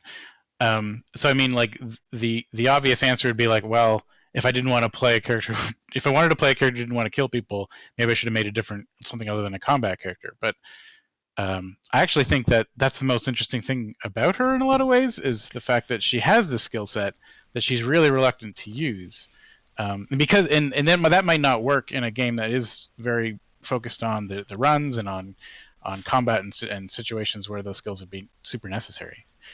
But because it is a very role play focused game, it's about the characters. It's about these characters, importantly, that came from a place where like the idea of killing someone is so foreign and is so repulsive. If you're working in an office environment, you don't, whether or not you're good at shooting a target doesn't necessarily mean you want to kill people. So she's had to adapt. And I think that conflict of like she's good at this one thing, so that's the thing she's going to do when they're on runs, and she's also like at her heart is a good person who doesn't want to kill people because she values life. Has been a nice contrast. It's easy to not do something you're not good at. Exactly. Good stuff. Good stuff. Michael, have you wanted to fix anything build wise? It's funny because originally Michael was not a mage. Really? Yeah, me and Boz actually had that conversation. Michael was going to be an adept. Basically, me and Boz ended up talking a little bit. Boz had a different idea as to what they wanted. So he switched over to the adept, and I took the mage route. Development from day one up to now, no, I think it was actually gone. It's actually gone pretty well. I like it. Chuck, Mary Sue, how about you guys? Yeah, I know exactly what I'm going to say. All right, go for it. Cyberware is expensive. Fuck yes, it is. Holy shit. I thought by like after 2 runs I'd have, maybe one of the limbs replaced with the higher grade. Nope. 3rd run, doing the 4th is what's recording, and I might have enough after that. Oh god. I would change probably not having as many limbs being cyber. Because I think it's going to take another 12 runs, so that's what, 3 years? Right? Before I can get... I did offer you a giant pile of money to catch up. And you were like, no, I don't want it. Yeah, I want a better deck. I want to see Chuck hit someone with a sword. I'm just going to be upfront about it. Yes, I want that That'd be too, great. but I want to wait until I get the new arm, which might be at the end of the run that's being recorded now. I don't know, maybe. GM, Hasn't I happened yet. implore you, just have some nobody with a knife jump him, and he needs to sword fight this fool. You know, have to break that barrier eventually. You need Chuck to realize, yes, I can do this. Hey, I can master the blade. There's been times where Chuck mentioned to Boss that he wants to actually go in and be there and actually be useful to the team with his sword. And he gets no, don't do that. That's bad. Why Right. would they take you seriously? Yeah. They need to see you cut a fool down first, and be like, "Oh shit, Chuck is for This real." is true. This is Get true. that Zaituichi action going. I'm really curious what his skill is in that particular area. But It's so yeah. bad. It's got to be That's- so that's- bad. oh god, I can't. He's a decker. Why would he be good at swords? He's a decker with 2 agility. Oh man. Yeah. All right. So, Mary Sue, is there anything mechanically that you'd wish you'd done differently after getting into character? Not a single thing. So, I mean, all told, everybody, everybody's really comfortable with their character builds, and that is rare. Awesome, but rare. I feel like we all kind of put a lot of thought into it because I think we kind of knew that we're getting into like a roleplay heavy situation. So like you kind of want your stats to reflect the character you want to create. Right. I mean, I built a character just to irritate the GM. How'd So that of work course out for you? Well, of course you're happy with it. What I'm thrilled. a wondrous idea! But yes, excellent. Look, the fact that your character's name is Mary Sue Sue, Well, Snowflake. and your last name is Fukuru, which is Japanese for snow or snowflake, depending upon how. Snowflake. Yeah, The specialist it's of Snowflake. fantastic. And she was made to be a face and nothing else. The fact that she's able to shoot and actually do damage is pretty amazing. It's completely luck. Oh my god, you've had some amazing rolls, like crazy yeah, rolls. this- All right, so Absolutely. I will say this: I GM on a living community, and they insist I have hacked Roll20 to get the rolls I get. You're rolling like you're rolling half as many dice as Boz has in combat stuff, and I'm Yep. pretty sure your average is better than her for Yep. successes. It is. It's amazing, and I'm happy, and I've just jinxed. Thank you. You have. It'll be incredible to watch. Finally, God, just need to see Mary Sue really get it in combat. Just get it real good. Yeah, I'm not bitter. Not at all. Not at all. Not at all. all this talk about like building your characters and building them for a role play heavy session, like was there a lot of talk between y'all about in the prologue and in those early days, like, well, I'm going to do this, and how do you feel about this, and what's our relationship like at work? Zero. There was. Nothing. Nothing. No, there was nothing. There was zero. I agree. It was zero. I'm There was Boz, I zero. have guns, and you're like, I'm RC. I'm racist. I'm Nope. face. That's it. I mean, it was basically the archetype, and I think that was it. I don't think Boz knew Mary Sue was going to have anything in pistols. Well, it worked. out. Anything? No. Oh no, with pistols. Yeah. Yeah. Everyone It was was shocked when you archetype. ripped that out. I do remember having my character and thinking, like, ooh, I would like to add this skill or that skill, but it seemed to be more apropos for Boz to add that particular skill because I think Boz was going more combating. It was going to be our kind of muscle heavy, so I didn't. I didn't want to. I didn't want to have a situation where it was RC and Boz competing with equal dice pulls. Like, well, I have a 12 and I have a 12. I didn't want that to happen. I wanted to make sure that every character had their space to be in the game, No, that's So I what purposely made my things character do. around that. We actually, Good on you. Boss and I had a conversation about that because in like the first episode where you guys met up with the vampire and it's fucking from the drones, Boss was a little concerned, but then it's like Sorry, what was it again? Got it. Understood. It's fine. I'll fix it in post. Edit button. God, I hope you got that on recording. Boz was concerned about how many bullets and dice RC was throwing while jumped into things. It's like, well, look, he has 8 dice to not die. Whereas I think Boz has 24 or something in somewhat normal gear. What, for real? No, not in normal gear. Like Like- if she's just wearing clothes, no, she's. Well, like your armor She's jacket is squishy. normal gear. It's like 18 or something right there. I don't know offhand. I've said it before and again, but like I'm fucking bad at Shadowrun, so I consider like 15 to be like, oh, I'm doing good today. Oh yeah, I me got too. you there. I don't normally play combat characters at all. So it was a bit of a learning process to go from I've put together this character's got pretty good stats, and then I find out that like if you game the system you can get like an extra 15 dice here, and Yeah. I'm like, oh okay. Guess I fragged that up. I guess. No, my decker builds are horrible. Bamps can attest to that. All right, so I guess the next question's for me, even though I've done a lot of talking, kind of moderating this whole thing. But for Odd asks, what verbal tics or habits have I noticed, and have I let them know if I find them particularly bad? I will answer the second part first. I have not notified them of anything, which I will do right now. Sweet.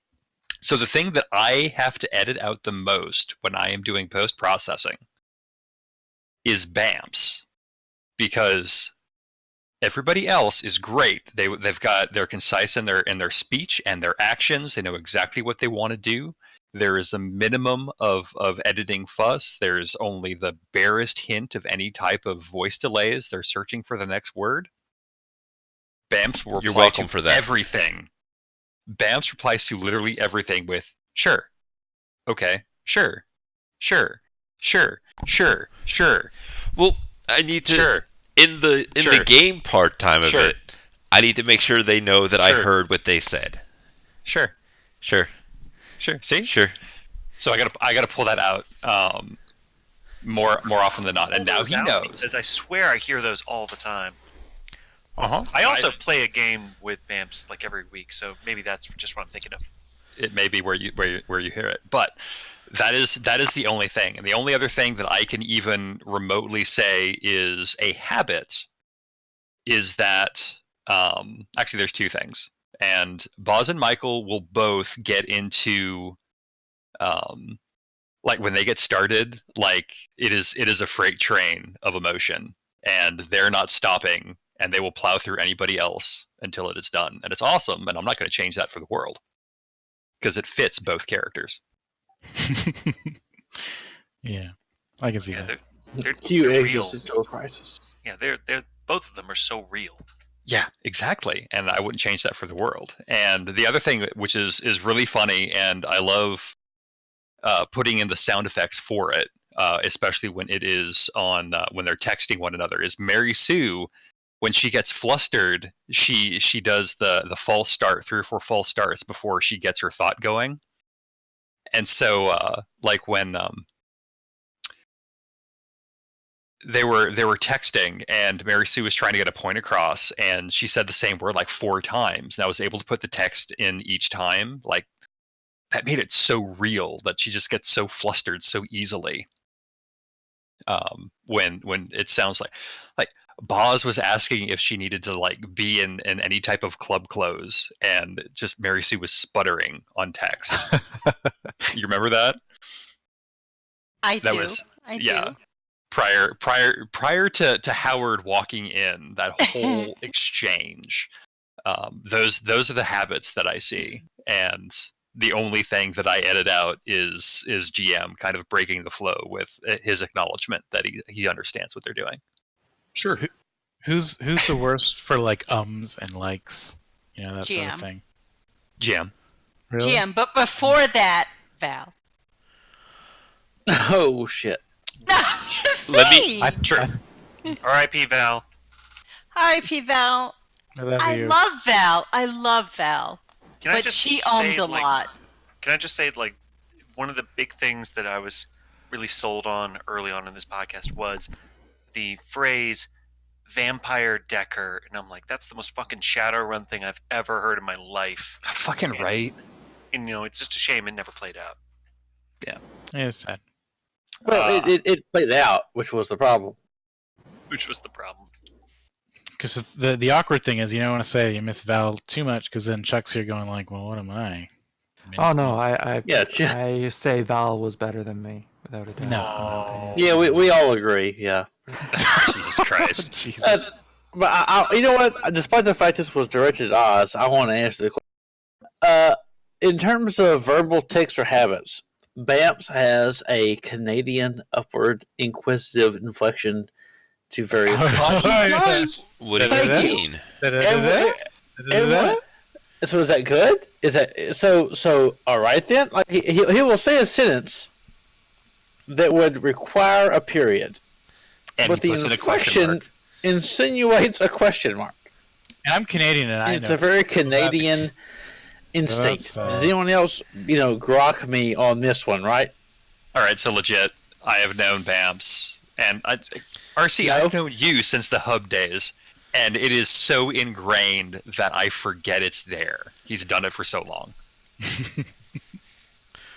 I think my mic's messing up. I can't hear anything. Ah, man. No, RC, I was agreeing with you. So you're welcome, Oz, because I take the time to go through and clean up a lot of those false starts from most people Uh-huh. that you never hear. It's true. But now that I'm hearing the full raw episodes, as they are recorded, just after they're recorded, everybody else is very clean with their communication. And even you are. I don't notice it as much with the most recent releases, which everybody will see in about 1 or 2 months. Yeah.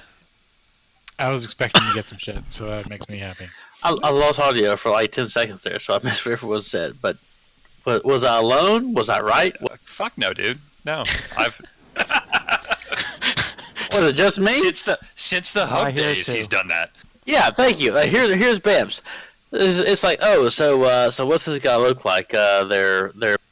He has like an armor suit, like he has kind of like he's in a van, and the van has gray lettering. It's like, are you asking me a question? Or you tell that's just how he talks. It's just the way he talks. He's so surprised that these details are there. Yeah, he's surprised at his own GMing. Like It's because I don't know they're there. It's coming. It's coming from within you, and you're surprised at your own generation of content. I mean, am I sometimes. think we're all surprised by his generation of content. This thing has been going on for a year, and you've got another 2 months plus of recordings. I had to mention that because it was, what verbal tics have you noticed? And I'm like, God, that's the most Canadian shit. But it's fine. It's fine. Presumably you love America. Right, and I will say that when he is in character as Morgana or Scrapper or anybody else, he does not do that. Yeah, that's true. I know, right? Which indicates that he is aware. Yes, he is conscious of this. I'm not conscious of this. It's just Yeah, I don't think that's the case. When you're doing a voice, you abandon those tics, but you probably don't do it consciously. It's just like, I'm doing a voice, so I'm putting on some sort of different inflection. I think what it is when I am one of those characters, they don't have the power to change the world. Like people show up and rip off your arm and run off into the night. Now, why would you put it that way? Because I just watched the Critical Role one shot of the Super Grog. Oh, I'm not watching that till I've seen the first campaign. I also mimic that from Oz. Moving on. Moving on. All right. So, quick question for everybody: what other actual play podcasts do you like? 0. Well, no, I take that back. I enjoy Ziggy. I love Ziggy very much, but that's Not an pretty actual much play. Yeah, I don't really care for podcasts. Ugh. I'll say I know I don't like him.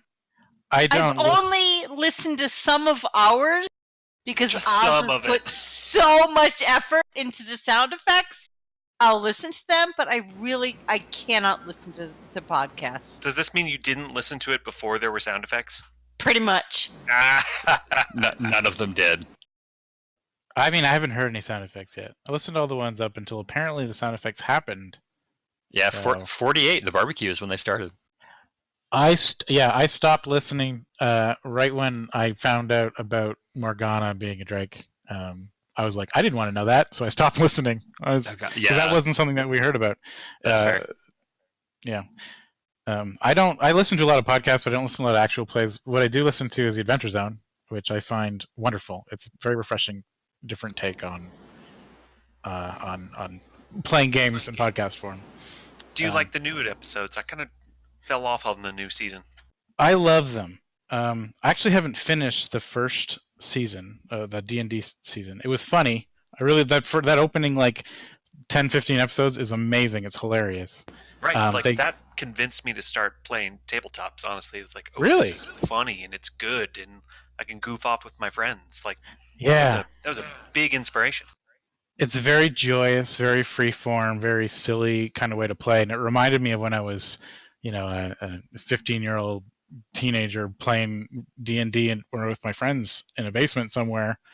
Cliches aside, and just like making jokes and laughing and stuff, which stopped for me. Like for me, playing games now is very serious. I mean, we joke around and out of character, but in character, I try to stay very serious. And so the Adventure Zone is a nice sort of escape from that.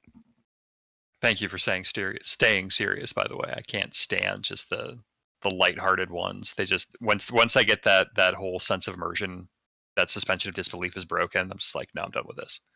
Yeah, I find like it's really hard to believe in a character when they don't take things seriously in their role play. Even if they have a very sort of serious character, if they constantly are just being silly, it undermines it.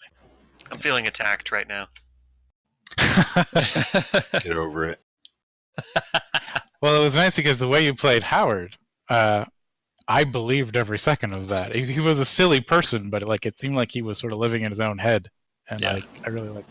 The moment I started talking about CrossFit, felt like it really clicked for me and be like, yes, I've got this guy. Excellent. Chuck, do you have any other APs you listen to? So I'm listening right now to How We Roll, their Call of Cthulhu stuff.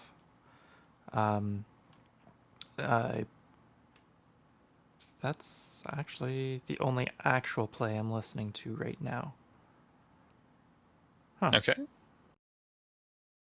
Grift, I know you've got a list of them.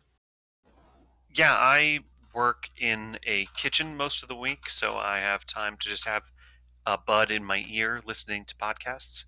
I listen to a ton of APs. Plenty of Shadowrun ones were really where I started. I needed to when I was reading the book, I was like, how the fuck do you even run this game? What does it even sound like? And podcasts were a good way to really get a sense of that. There's a ton of them, but I would just want to give a shout out, I think, to Essential NPCs, which is one of my favorite ones. They don't play Shadowrun most of the time. There have been different 20 episode blocks of episodes where they just change from system to system, and they've done Shadowrun twice, and they are about to finish one block, and they're taking votes for a new block, which I encourage everyone to check out because they're taking votes on it, and they might play Blades in the Dark, which I'm highly gunning for because that's one of my favorite games.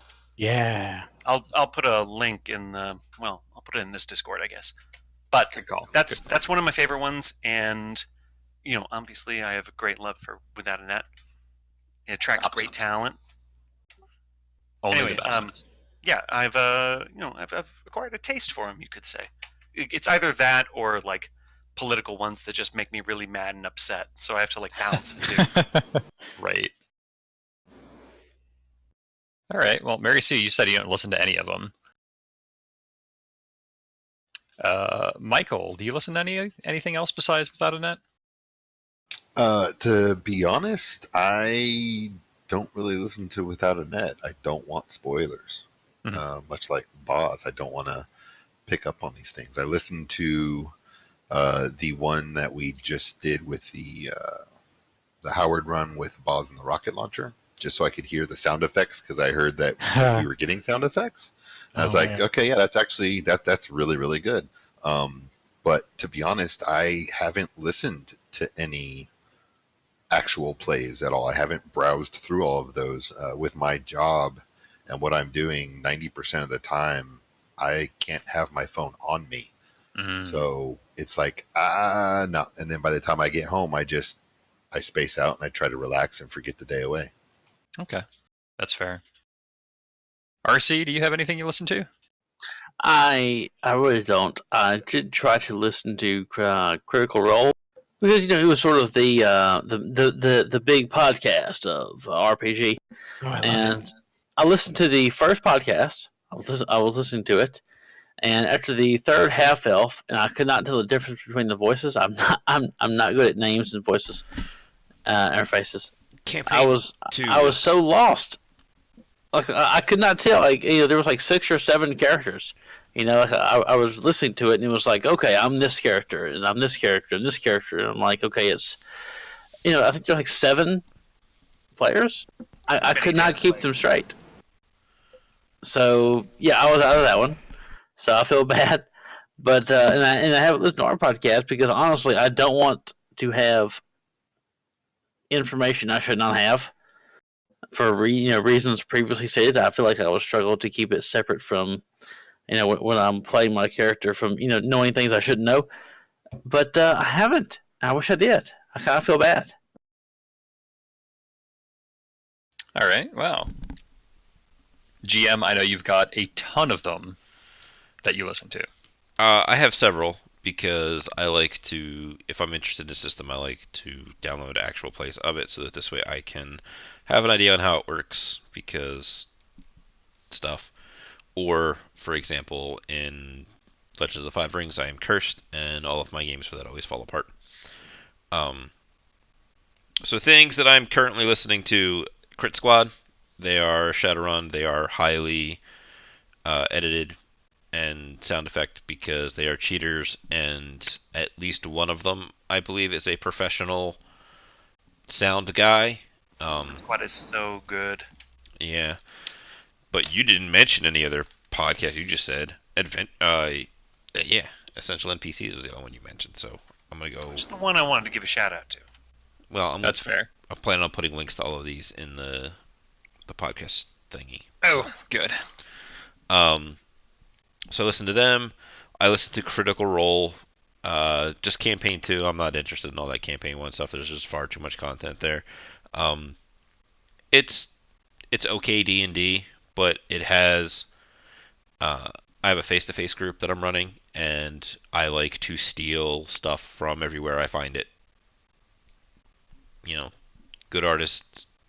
How's it go? Good artists copy, great artists steal. Yes. I am listening to How We Roll because Call of Cthulhu is cool, and Mary Sue has been running some one-shots on the Discord channel.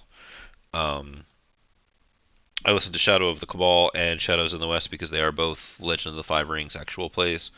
Shadows in the West is more of a audio drama because their game was originally played in text form, and they now use that as a script to record voices and add a bunch of sound effects. I enjoy that. I have Sonic Realms on here, which is a actual play hypercut, they call it. Just highly produced and edited and sound effects. Sonic Realms is legit. I have done even a couple of voices on it. Well, look at you. Sounds Like Crows is a Deadlands actual play. I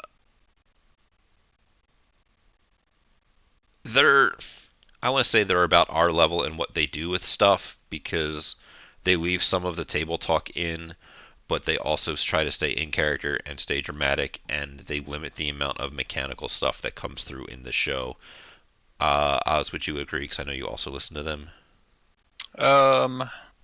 Yes, I would. And they're also going through. So they just switched to a new system with this season. So They switched from Savage Worlds to New Savage Worlds, so it's basically the same system. I actually just listened to their upgrade episode today. Yeah, they switched to Adventure Edition, and so they're actually going through and explaining as if it was a new system, which is really helpful. Yeah. I listen to the Dungeon Cast. It's a D&D informational-based podcast, but those guys are pretty great, and they do have some actual play stuff that pops up every once in a while, and then on their Patreon. Magpies is a Blades in the Dark podcast that I am sadly falling behind on about 4 episodes from what my phone's telling me.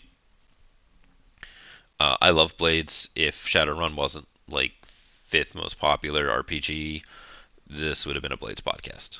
Or Blades love is so Blades. good. It is one of the best games out there right now. Yeah. It's so good, so good.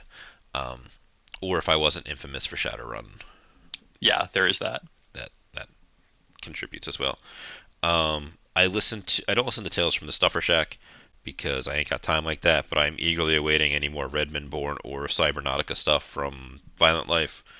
Yeah, I misread. Yay, Cybernautica!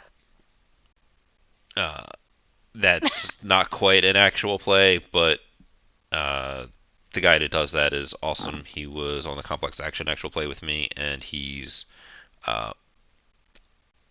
Tales and Redmond-born stuff are good. And I edit it. Oh, well, there Yes, you go. Mary Mary Sue's editor. Sue edits! Ed is the editor for Cybernautica. Mary Sue is involved, y'all. That's right. Involved! And it's good stuff. And then the last one I have is Wrath and Story, which is a Wrath and Glory AP. It's definitely on the sillier side, but for some reason I'm into it. Yeah, well. I did want to mention because I mentioned Adventure Zone and I didn't actually explain what they were doing, but they're playing Monster of the Week in their second season, which is based on Apocalypse World, which is what Blades in the Dark is based on. So if you're interested in Blades in the Dark, it's like a cousin to that. A distant cousin. And I mean, it's sort of the playbooks and the way that the things kind of get rolled is basically the same. Well, it's a very different setting and a very different sort of theme and style, but sort of silliness mixed with horror, which is a fun combination, I think. Anyway, I just wanted to get that out there because because they're better known for playing D&D, but they're not doing that right now. Right. And then the other thing that just started was Matt Colville is doing his D&D stream, which I am listening to more or less for the same reason I'm listening to Critical Role. I started to listen to that, and I found the first session was almost intolerable. It was just chaotic as hell. I love Matt Colville, and I love his work. I think he's great, but man, it's really hard to get into the first session. Ugh. Yeah, the first session's a little railroady cinematic stuff, but that was, as they mentioned, stuff they had talked about and intended to do from the get-go. Yeah. Man, it's getting late. We should probably rapid fire some of these as soon as Oz tells us what podcasts meet his. All right, yeah. Oh, wait. So- Before that, I'm sorry. Ziggy. Radio Free Detroit. That is a podcast everybody should be listening to. I'm done. It is good. It is good. And yes, everybody should. All right, rapid fire. I am an elitist prick when it comes to podcasts. I have tried to listen to a lot of stuff, and I can't get through the first episode on a lot of it. Stuff I am listening to right now is Crit Squad. Just got started on that. It is gloriously lethal. Also listen to Sounds Like Crows. Also listen to the Magpies. I think actually I was the one who turned GM onto the Magpies. Yeah. I have gotten started with Tales from the Stuffer Shack. I'm kind of iffy on it right now. I have tried Campaign. I've tried One Shots. I've tried Wrath and Story. I've tried Shadow of the Cabal. Meh. Meh to all of it. You should try Shadows in the West. Meh. All right. Sorry. Not sorry. Not sorry. Okay. From Zakara, what story threads do you have to drop or change entirely because the game went somewhere you did not expect? I guess that's aimed at me. Yep. So, pro tip: don't plan story threads. Like, just fuck it. The only thing that I had that was like a major thread was some of the stuff that happened with Mary Sue and Valentine. Some of the stuff that happened, like the Boz mentor spirit thing, and the martial arts trainer guy that Boz wanted to learn about. Several of the runs that they are done or are doing are runs that I've had in the old noodle for a while that I've just never ran before. At current, they're seemingly all unrelated at all. Um, I guess you could say that I dropped, because every once in a while I would put like an NPC thing in to show that stuff was still happening in the world, like the little dog dwarf guy that I stole from Batman Beyond. There was a scene that I did with him, just kind of narrating what was going on as a aftermath from when his good friend Montague got murdered. But if you guys after that got involved in some gang stuff, maybe the Halloweeners come up again and that character comes back. I just kind of wanted to keep him sort of fresh, but not really. He was just kind of around, like some other NPCs are just around that are there if people want to interact with them. Okay. What is the one thing that you thought would go a certain way but didn't? I don't. Again, I don't really plan things out. I wasn't really sure what was going to happen with the whole Howard thing coming back around. It went great. Everyone loved me. Yeah, it's true. That's the best part, is that everybody was. Nope. Everybody was super into him, and everybody was like, "Oh God, it's great playing with him. I don't want to do anything," and I'm like, Did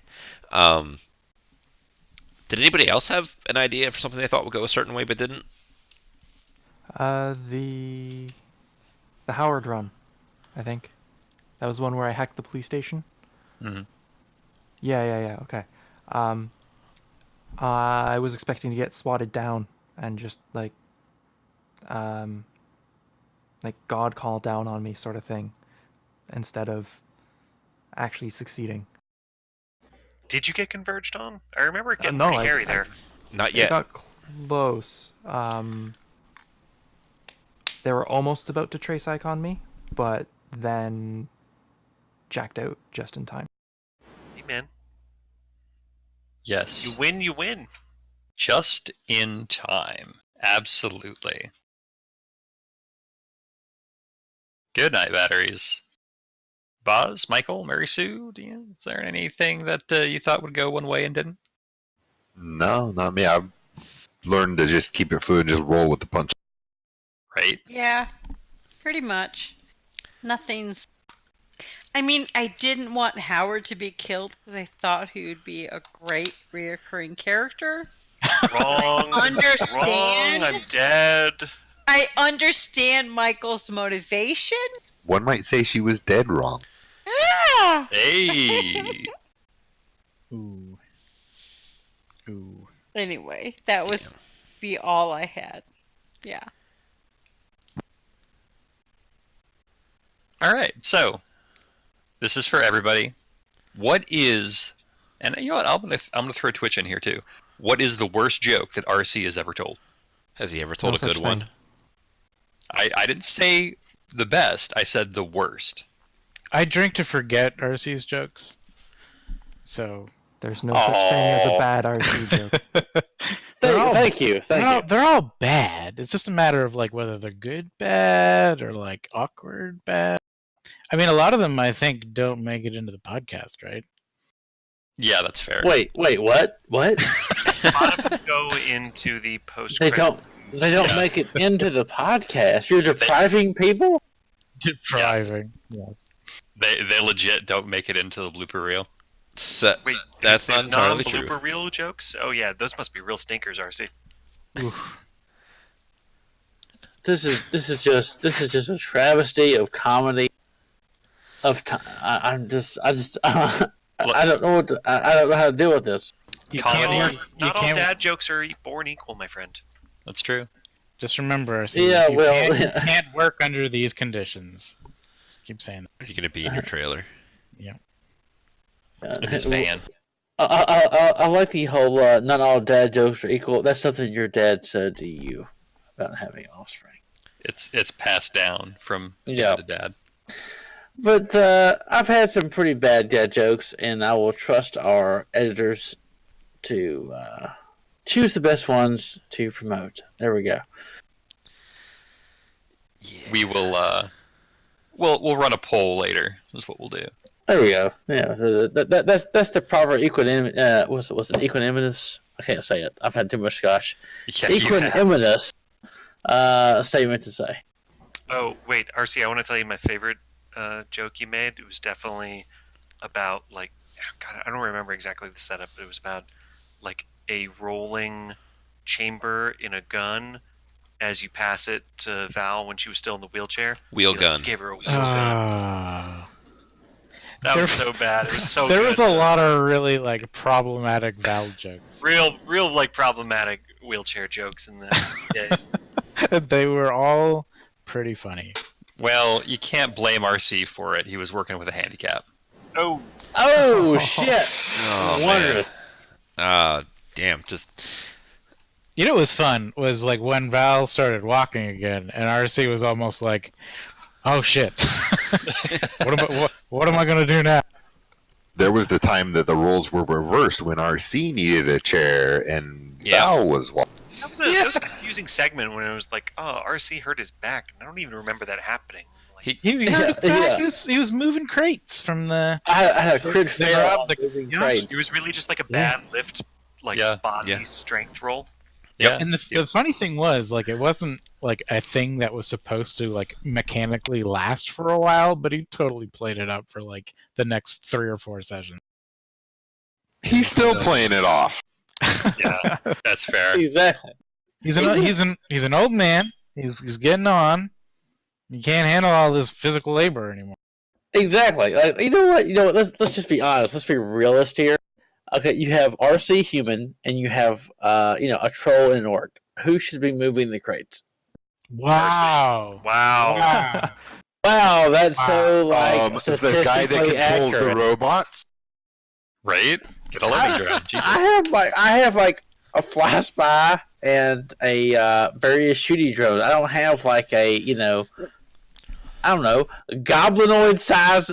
It's Jesus. The sad right. thing. So- The sad thing The is, goblinoid, like medical talk. Jesus. What you're Moving saying along. is you don't have the proper equipment.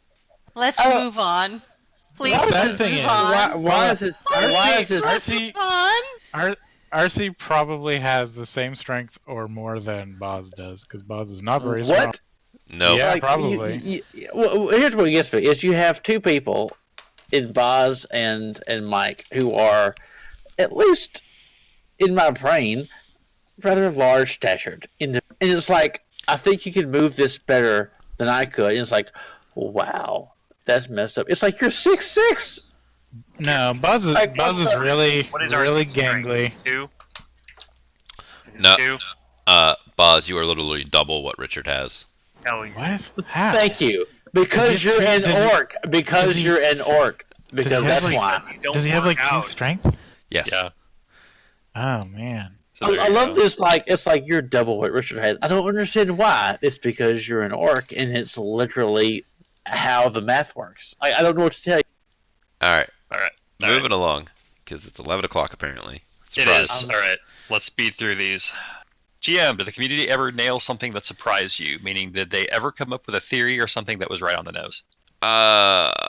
Fuck, I don't really remember specifics, but there have been some stuff that people have said that have gotten really close. Which it's hard to answer because we've got like 2 months of backlog. So, by the time that they get me with those theories, that stuff's already been recorded for like 2 weeks. So All right, it's that's interesting to see that like that's where people went. Okay. From Mr. Mames, what was the recording method at the start to what it is now? What is the progression of the recording program/quality? So in the beginning we used OBS, and I would then upload to YouTube as a backup in like an unlisted private playlist. And then I would use Audacity. I still use Audacity to edit. And when I think I heard from Relative Dimension that Craig, or made it, I don't fucking remember who it was. They were talking about Craig and Craig getting better. I started using Craig and OBS to record, and that's what I still do. my Audacity editing time has probably at least doubled to tripled because I now have 6 tracks instead of 1 track to edit. But the quality has gone up because when 2 people are talking, they're in different tracks, and I can delete them individually. I can take part of what one person says and I can move it 3 seconds later, so it's not talking at the same time. Um, so that's really it. I bought a external hard drive that I um, but I copy everything to every 2 or 3 days. Basically, whenever I hit a milestone portion, like I will take the Craig recording, pull it into Audacity, save that as a raw file, level that out, convert it to MP3, upload that for the raw file, and then I will take all of that and I will put it on the external hard drive to save it and still leave it on my actual hard drive until 2 or 3 episodes later. Just because I ain't got that much space. And now I will do all that and Send it to me. put the ending on and send it to Oz, and he will make it prettier, and he will send it back to me, and I will record an intro and upload that. There you go. All right. Where we're at. All right. Two Jacks asks of Grift. I can understand wanting to join this actual play, but I am utterly boggled at the choice to come in as the universally hated Howard. That's the best part. Like, why would I come in as some nobody who's like, hey, buddies, I'm here. I'm here to join your Shadowrun. I'm Biff Shadowrunner. Like, who the fuck would care about that? Like, I come in and I'm the universally hated Shadowrunner Howard. Like, come on. That's a hook. That's fair. You also didn't have much of a choice, really, did you? I mean, You also it wasn't got like- hooked. But Bams wasn't holding a gun to my head saying, be Howard. All right. Or was it? Anyway, like, no, it coming in with like a narrative conceit like that, awesome. Wouldn't have changed it for anything. You know, when you know it's coming, you're not upset because everyone's like, I hate you and I'm going to punch you in the face. Like, that's funny. It was pretty funny. It's not me getting punched in the face. I'm not taking it seriously. Okay. Excellent. Batteries asks, if you were to produce a spin-off show starring your character, what would the premise be? 20 words or less. Boz, go. Everyone God. hates Howard. Super easy. It would totally be a like film noir, kind of like detective sort of situation. Buzz would be super into that. Nice. Chuck, what about you? Cooking with Chuck. Yeah, of course. Grift, go for it. Everyone hates Howard. Oh, I love it. Mary Sue is still waiting for her pizza. Michael. Something in Chicago. Oh, all right. RC. I think it would be a crime procedural with, say, a troll, and they solve crimes and achieve a greater understanding of humanity rights. There we go. It's like a I'm buddy good at cop. that. Yes, exactly. I think RC is a legitimate You're buddy loaded cop weapon. character. I feel like actually RC's already got a show. It's called Always Sunny in Philadelphia. Where's Mama?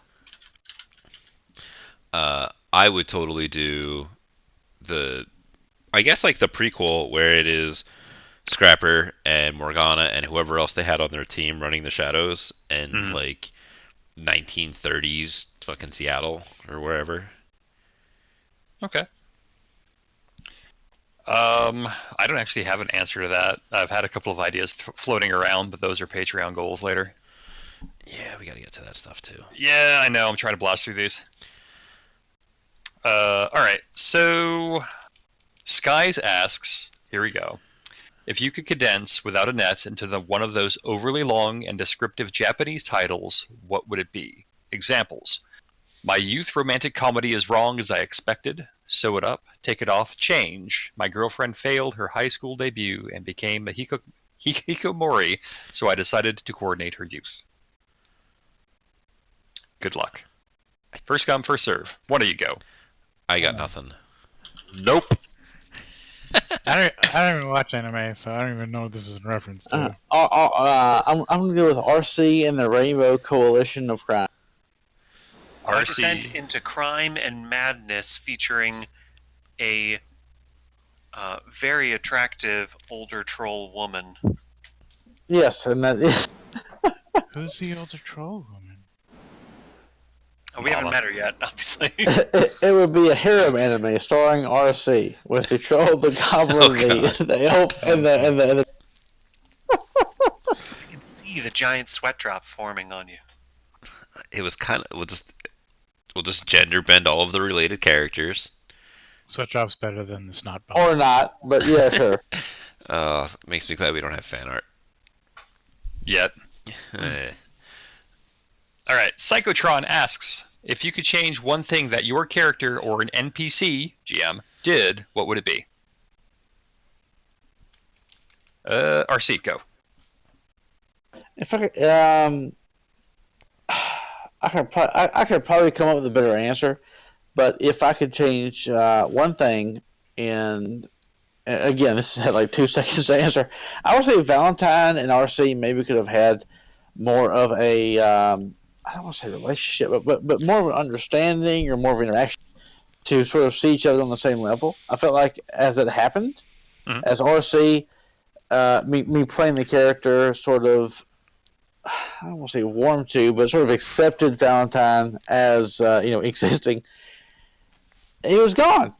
Like as soon as it happened, as soon as RC was like, okay, fair enough, fair play, Right. you're not a complete shitbag, he was done. Right. So you just wanted more growth time with Valentine. I actually think it would have been interesting. It would have been a thing that I would not have anticipated, but it could have been interesting. Okay. Listen to this guy. He's mourning his passing. Like, I didn't have time. I know, right? Michael, what about you?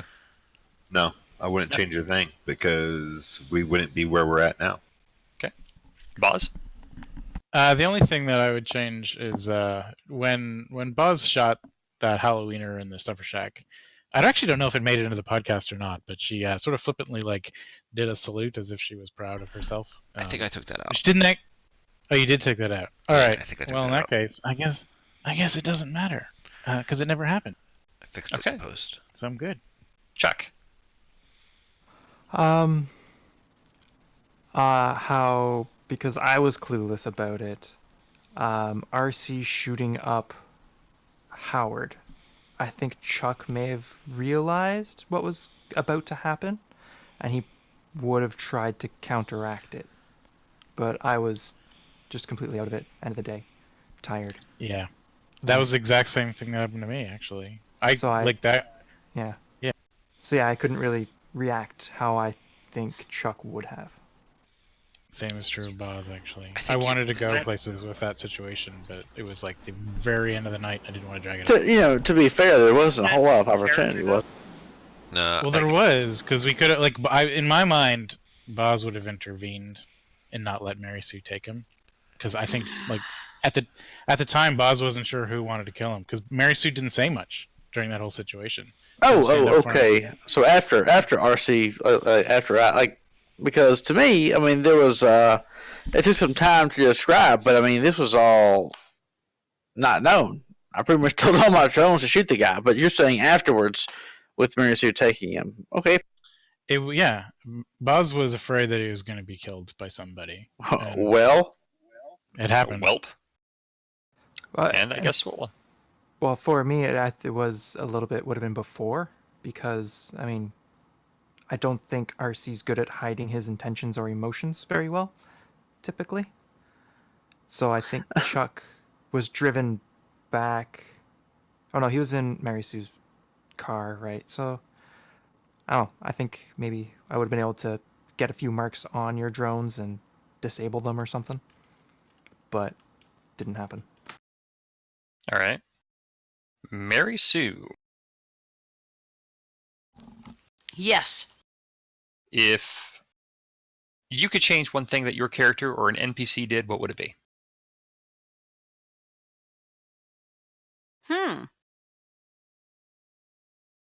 My character has acted completely within the realm of possibility, so nothing there. As far as an NPC,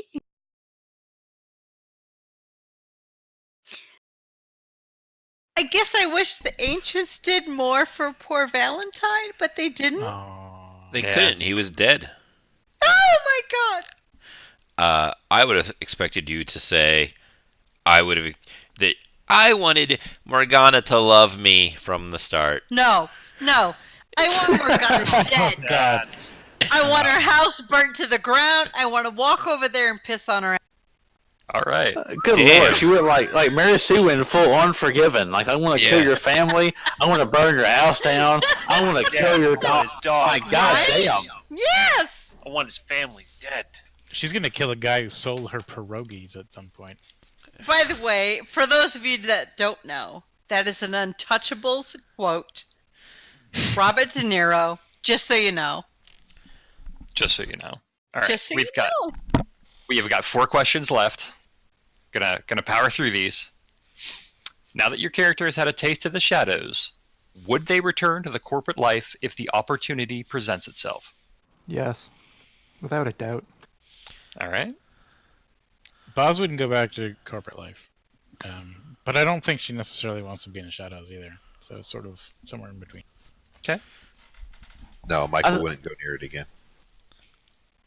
I think the RC. I don't think so. Is the short answer. But I've played this character as someone who would have spent most of his life being left alone and being, would have been happy to be alone and been left alone, and so that was fine.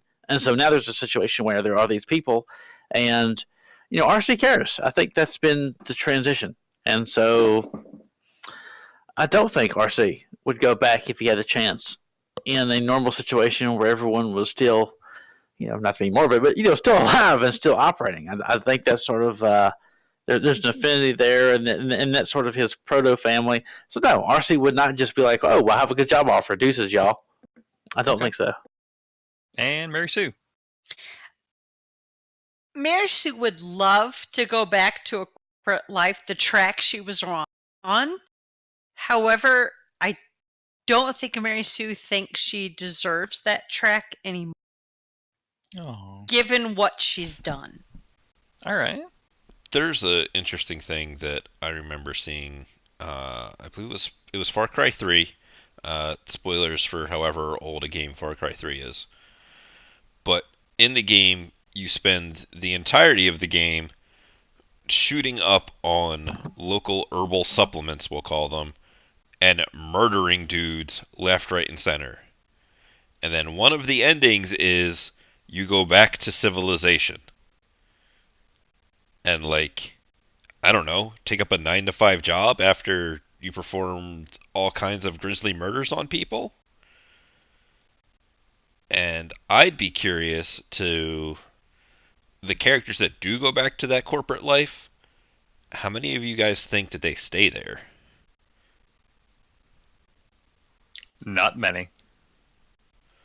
I mean, Boz was having trouble living with it even while she was in corporate life. So Yeah. I mean, Chuck has said he'll go back without a second thought. I kind of feel that everybody else, like Michael's happy in the shadows, Mary Sue is paying penance. I think RC and Boz would actually become entrepreneurs that be doing small business owners. I see RC going back to that shitty ass diner that he was at the start of this whole thing and just buying it from the yuppies and just running it the way it should be, so it makes no money but people leave him alone. To me, RC would be the kind of guy who would get enough money to retire in the Bahamas somewhere, but would either that or would still want to do this. I don't know. I think that to me there was sort of this: RC was in stasis, and now he's doing this thing, and he has people he genuinely cares about, despite the fact he can't communicate it well.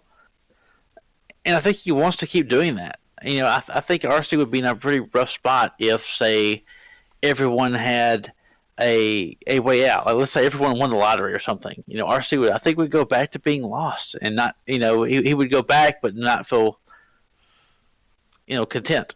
Mm. Wow. All right, so we got 3 questions left. I got 1 left from Psychotron. I'm actually going to loop back around to this at the end because it's going to be well-fitting. So J-Rex asks, if you could start over using what you know now, what one thing would you like to do differently? We'll start with Chuck. Thanks. You're welcome. With what I know now, I probably would have taken the new yen that Bamps offered for Chuck so that I could actually get You gear. can still have it. I just don't know how much it is. Oh. Okay. Let's just say it's 150,000. Be done with it. Yeah, really. It was whatever I had paid everybody else up till that point. I just don't know what that is off the top of my head, and I don't have notes, so... It's all right. There are some players who have the glorious character generator known as Hero Lab, and it should be in there. Yeah. All right. Boz, what about you? I'm going to go, like Michael said earlier, anything that we changed would completely change the nature of the game. Like if I could go back and make like some kind of change about the character that I chose or a decision that I made, then I guess we'd be in a different spot right now. I'm pretty comfortable with the things that we've sort of decided to do, for better or worse, because it makes a good story. Yeah, I don't think I would change anything. I think we've got a pretty good story going. Griff, you rolled Howard, right? Or was that just handed to you? No, I built Howard. All right. Would you do anything differently now that you've finished his role? More soak. More soak dice. More soak Yeah. dice. More edge because I needed it at the end there. Gosh. If there was a moment maybe where I was getting into that cab and I had just taken a moment to be like, man, I should start vaping right now, and I just start smoking and blowing clouds, and there's a big troll-shaped cloud when I blow it out, and be like, oh fuck, someone's getting in the cab. Like, who knows what could have happened? But there's no point in dwelling on what ifs. No, because you're oblivious. Right? So it was you built into designed the character. Do you think it would have been more interesting if he hadn't have been oblivious? No, like, to be honest, that was a meta conceit, being like, well, why the fuck would Howard do half the stuff he's doing in this show if he wasn't like a little oblivious? That's a good point. Right? Like it was a role playing conceit as well as a mechanical thing. Okay. Michael, RC, is there anything that you change? Not a thing. Not a thing. How about you, RC? I kind of respect the not a thing answer. I respect it. If I was gonna maybe, like, this is a strong opinion, but if I was going to maybe change anything, it would be, again, like I said before, maybe make RC because he was sort of this loner, maybe more invested in his drones. That's one thing maybe I could have done. Mhm. But I think maybe there could have been some more interaction with Michael as a character. But it also kind of works because RC, frankly, did not have the emotional intelligence to really interact with that character and kind of get where he was coming from. So I'm kind of okay with that. So, I don't know if I would change that, frankly. The only thing I can say is, as a player, maybe I could have been more patient in some instances, or again, this is my first heavy RP experience, and so there are some situations where I felt a bit outclassed, or I felt like there was other people who were better than me, or were a bit more plugged in, and I'm like, man, that's just like really cool. Like, I'm listening to someone play their character, like, man, that's just grade A. I wish I was on that level. But beyond that, I can't think of anything specific. Okay. Can I say real quick? I remember when we were first sort of starting the campaign and sort of setting up everything. I don't know if you remember saying this, but I remember you saying something along the lines of, "I don't want some like pacifist like Shadowrun experience. That would be lame." And the difference between then and now is so, like, listening to you now talking about emotional intelligence and considering other characters and how they feel and that sort of thing is really. I know, right? Like the... And you have not killed anyone, I'm pretty sure. That was to get real for a second. It was definitely an adjustment. So we had the prequel, And I remember, we were doing this sort of setup, and I knew it was a setup, like we're doing the prequel, and we're kind of getting ourselves in a certain headspace, and that was cool. And I'm like, okay, where's the action part? Where's the heist? Because I'm used to I know what I'm good at. Let's get in. Let's get the thing. Let's do it. Let's get out. And that was not at all what we were doing, and that was really hard for me. It was difficult, and so I kind of felt a little fish out of water. And now I'm hearing these other players RPing very heavily and getting super into their characters and going through emotional turmoil. And I was not in that same space. I'm like, man, I am just outclassed here. I'm not even in the same league as these people. I hope I have some really good puns because that's what I bring to the table. Like that's. So yeah, it's been an experience, and that was it. I can at least give myself enough credit to know that's kind of sort of what I was in for. Like I'm going to do this, and I know that I am not going to be like, this is not my strong suit, but I've been offered this shot, so I'm going to take it, and I'm going to put myself out there, and I want to go through this, and yeah, it's been great. All right. I would say that of everyone, you've probably evolved the most over the course of the campaign. You've changed a lot. It's been really cool to watch. Cool. Shui. All right, we've been doing this for about 3 hours. We have a little bit left. Mary Sue, really quick, if you could start over, what would you like to do differently?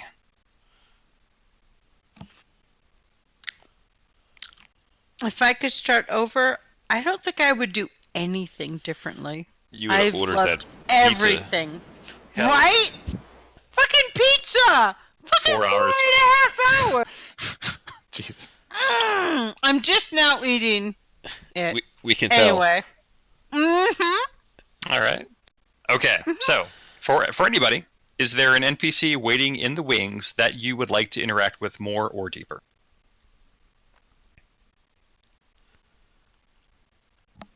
Margaret. I would love to do more with Margaret. I think the listeners would see more with Margaret as well. Anybody else? I answered. I think Margaret's high up there. I mean, I guess I would like for Boz to interact with her mentor again before things kind of close out, just to sort of break things back around.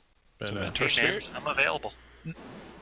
oh gosh, I meant yes, the available mentor guy. Actually, I was talking about the her sorry, what's the Martial arts dude. The martial arts dude. I was He had a actually name for him. about to suggest the same. You're like, I want to hear more about that. Yeah. But also, I mean, it would be really cool to do the dog spirit again, especially with the way things are kind of going right now. I think it would be appropriate for Boz to have sort of like a Yeah, that seed is planted. Don't worry. okay. I kind of think I would like to see Morgana. In a situation where she wasn't totally, what's the word? In control. Poised. Yeah, poised, in control. Because that's kind of always been the situation. Morgana shows up. She's in complete control. She has everything. She is in. It's always control. business. She's businessy. She has no weaknesses. It's total aplomb, I believe is the word. Just And really so, smug. And you want to have if you want to have a podcast, you kind of want to have the players engaged, and so you don't want Bams to go off and be like, here's a 20-minute episode where I play Morgana. But frankly, yeah, I kind of would like to see Morgana where she wasn't in, where you see some fallibility, or something, that was a bit of a weakness, and then she's covering it up. And so yeah, we see Morgana, and she's this perfect facade of professionalism and business, and she has it together, and there's no weak spot, and she is, we're just, the 15th, right? We're the 15th meeting she's had that day. We're of no importance to her. That's how it feels, and that's how she should be portraying herself. But maybe then you see this behind the scene thing where she really is stressed out, and she's up against the wall, and she, but that's just, I don't know. It's a thought. Man, give it 2.5 weeks. Shut up! I also group have tackle on the GM, right? Like, no. I have other baby seeds for that too. So I want something more with Officer Drevin because Chuck was under investigation there, and while I rolled decently, I still think something could come from it, and I think it would be interesting. If only there was something that recently happened in the recording that you could use him for. Just saying. I'm lost and confused and partly tired, so. Yes. let Me know if I'm too. right. Yeah, I we'll go have ahead. no idea what they're Order. talking about. We'll wrap this up. All right, last question. I promise. I saved the best for last. From Psychotron. Bams has said that he does see the campaign ending at some point. How do you see the final scene? I'll end it with a quote. That's all, and good night. Mary Sue standing over a dead Morgana, is all her power. All right. Boz and RC are escorting their children to the Hogwarts Express, and all their names are like Morgana, Michael, Severus, Dumbledore, and everyone is happily ever after. I hate you. I thought that was supposed to be Boz and Scrapper. No, that fizzled out. You know, it was too hot. It's too hot. It wasn't real. It was a one night stand, you guys. I'm just kidding. So you admitted that it happened. Oh. No, I don't. Yeah, You know, I wanted to rarely agree with Boz and go with no. Bams doesn't have the balls for that kind of thing. That just sounds like a challenge. Excuse me? I I made that poor little elf murder her boyfriend. He Think- did. I just can't listen to you make vomiting noises for like an hour straight. As Scrapper comes in the room, shirt off, hair Oh, glistening hell from the yeah. shower. I remember that episode, and you're like, "Oh yeah, Mm-hmm. come on, man, it's all there." I have certain views of the final scene, but since I'm kind of ahead a bit, I don't think I'll be sharing those. So, suck it, y'all. Haha. But that is the last question. Oh, okay. I haven't ahead. answered No. yet, so I'll go. Go. I think it's going to be part of the team in like a small airplane flying away. Yeah, I could see that. I have a couple of different things, and that's one of them actually. Very similar to Chuck's. Even the plane thing. Like I said, Boz knows a pilot. But the other one, it would be kind of a spoiler, I think. So I'm not gonna say it. But it's positive. I'll say that. Thank God, Boz might get a positive ending. Wouldn't that Nope. be great? Nope. Nope. So the ending I have in mind is the entire team is infiltrating a building, and then it starts to collapse, and everybody dies. Okay, I'm gonna drop it before the last run. Yeah, no, that's not happening. No. Saying some sort of rocks are falling. Yes. And everybody dies. Yep. Oh man. I actually have some ideas for a final scene, but I don't know if I want to share them because they're cool. Okay. But I can see Mary Sue becoming Morgana, sort of like Morgana 2. I can see that happening. Mary Sue taking over sort of that position of a Johnson, of hiring people, being professional, handling business. I can see Boz Oh, idea babies. hopefully finding peace for herself, maybe. Aw. And if it all works out, maybe not. But sort of living off in a semi-remote cabin somewhere, just sort of doing the thing. I can see RC living. Like RC in an ideal retirement scenario is being like some fat bastard on Caribbean cruises / Bahamas, and occasionally doing something when he's some extra scratch, calling up Mary Sue. And Chuck, I don't see Chuck as necessarily being ensconced in the Shadowrun life. I can see Chuck trying to get his way out. And Michael, I don't know. I think there's a couple different ways out. I think that Michael would not end up as a Shadowrunner, but Really? Because I don't. I see him going back to Chicago. Like I mean, that. he has a family, and he has. I can see Michael saying like, I've missed so much. I have a family now, and the last thing I want to do is jeopardize that and blow it up. I want to spend as much time. Yeah, I can see Michael just hiding the fact that he has magic powers, getting a 9 to 5 job, taking care of his family, and being thankful that he had things like meaningful relationships, which he was deprived of for 20.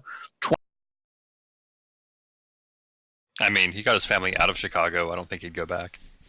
I don't know, like the way things have been. Maybe But that's Michael's character. So God, I'm just spitballing here.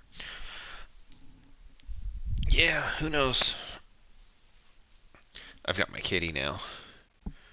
Excellent. Yes, he is adorable.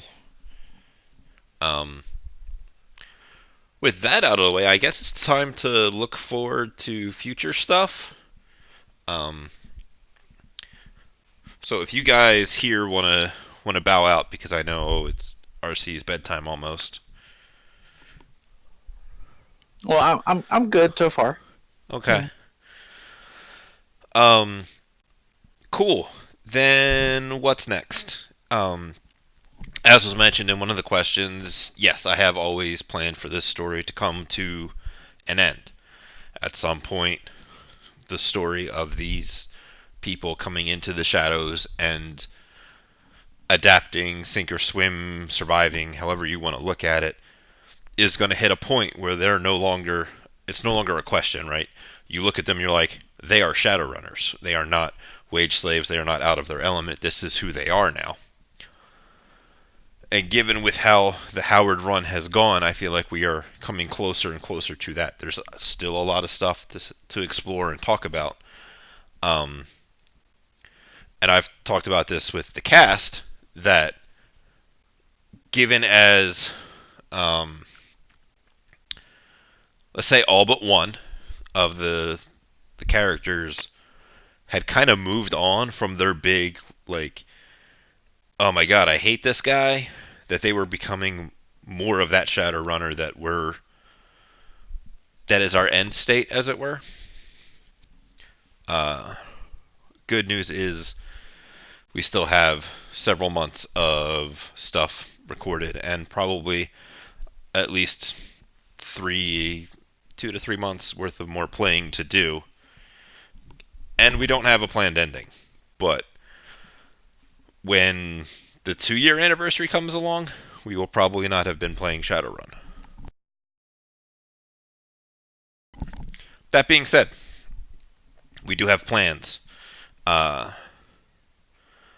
next, Mary Sue is going to run some Call of Cthulhu for us for a little while so that I can chillax, basically, is what it is. I don't have to divert my massive brain power to thinking about what's coming next, and I can just play for a little while, and we can get a little bit of variety. Not quite ready to make any announcements on what exactly the details of that are going to be. It's going to be Call of Cthulhu 7th Edition. It's going to be 1920s. And then, as we nail down more of those specifics, I'll make some announcements when it becomes time. When we finally do hit that, when we record that final Shadowrun episode, I will probably make a post somewhere about it. So be like, look, it's wrapped up. You guys have 2 to 3 months more of content as far as Shadowrun, and then we'll go right into Call of Cthulhu when that comes out. Does that sound about right so far? But what then? But what then? But what then is Call of Cthulhu and spooky stuff. After Call of Cthulhu, as we get through that, that'll be a shorter run than Shadowrun. The exact details will be up to Mary Sue and what happens. But after that, we'll move on to something else. What that is, we haven't quite decided yet. When it gets, halfway through Cthulhu or something, we'll sit down and we'll have a chit chat about that. I would not be surprised to see it be D&D 5th edition. I have a little bit of a homebrewed setting that's been kicking around in my head, and we have some details about it over on the Discord. Interesting. Yeah, it's a work in progress because obviously, but that's a strong forerunner because of that idea. Because I really like D&D 5th edition. I like a lot of things they did with the mechanics. I like a lot of the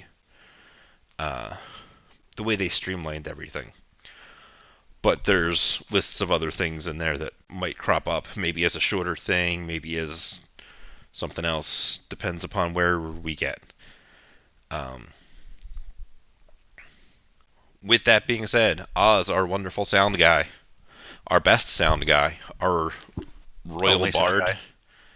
yeah, whatever, is going to be joining us as a cast member for Call of Cthulhu.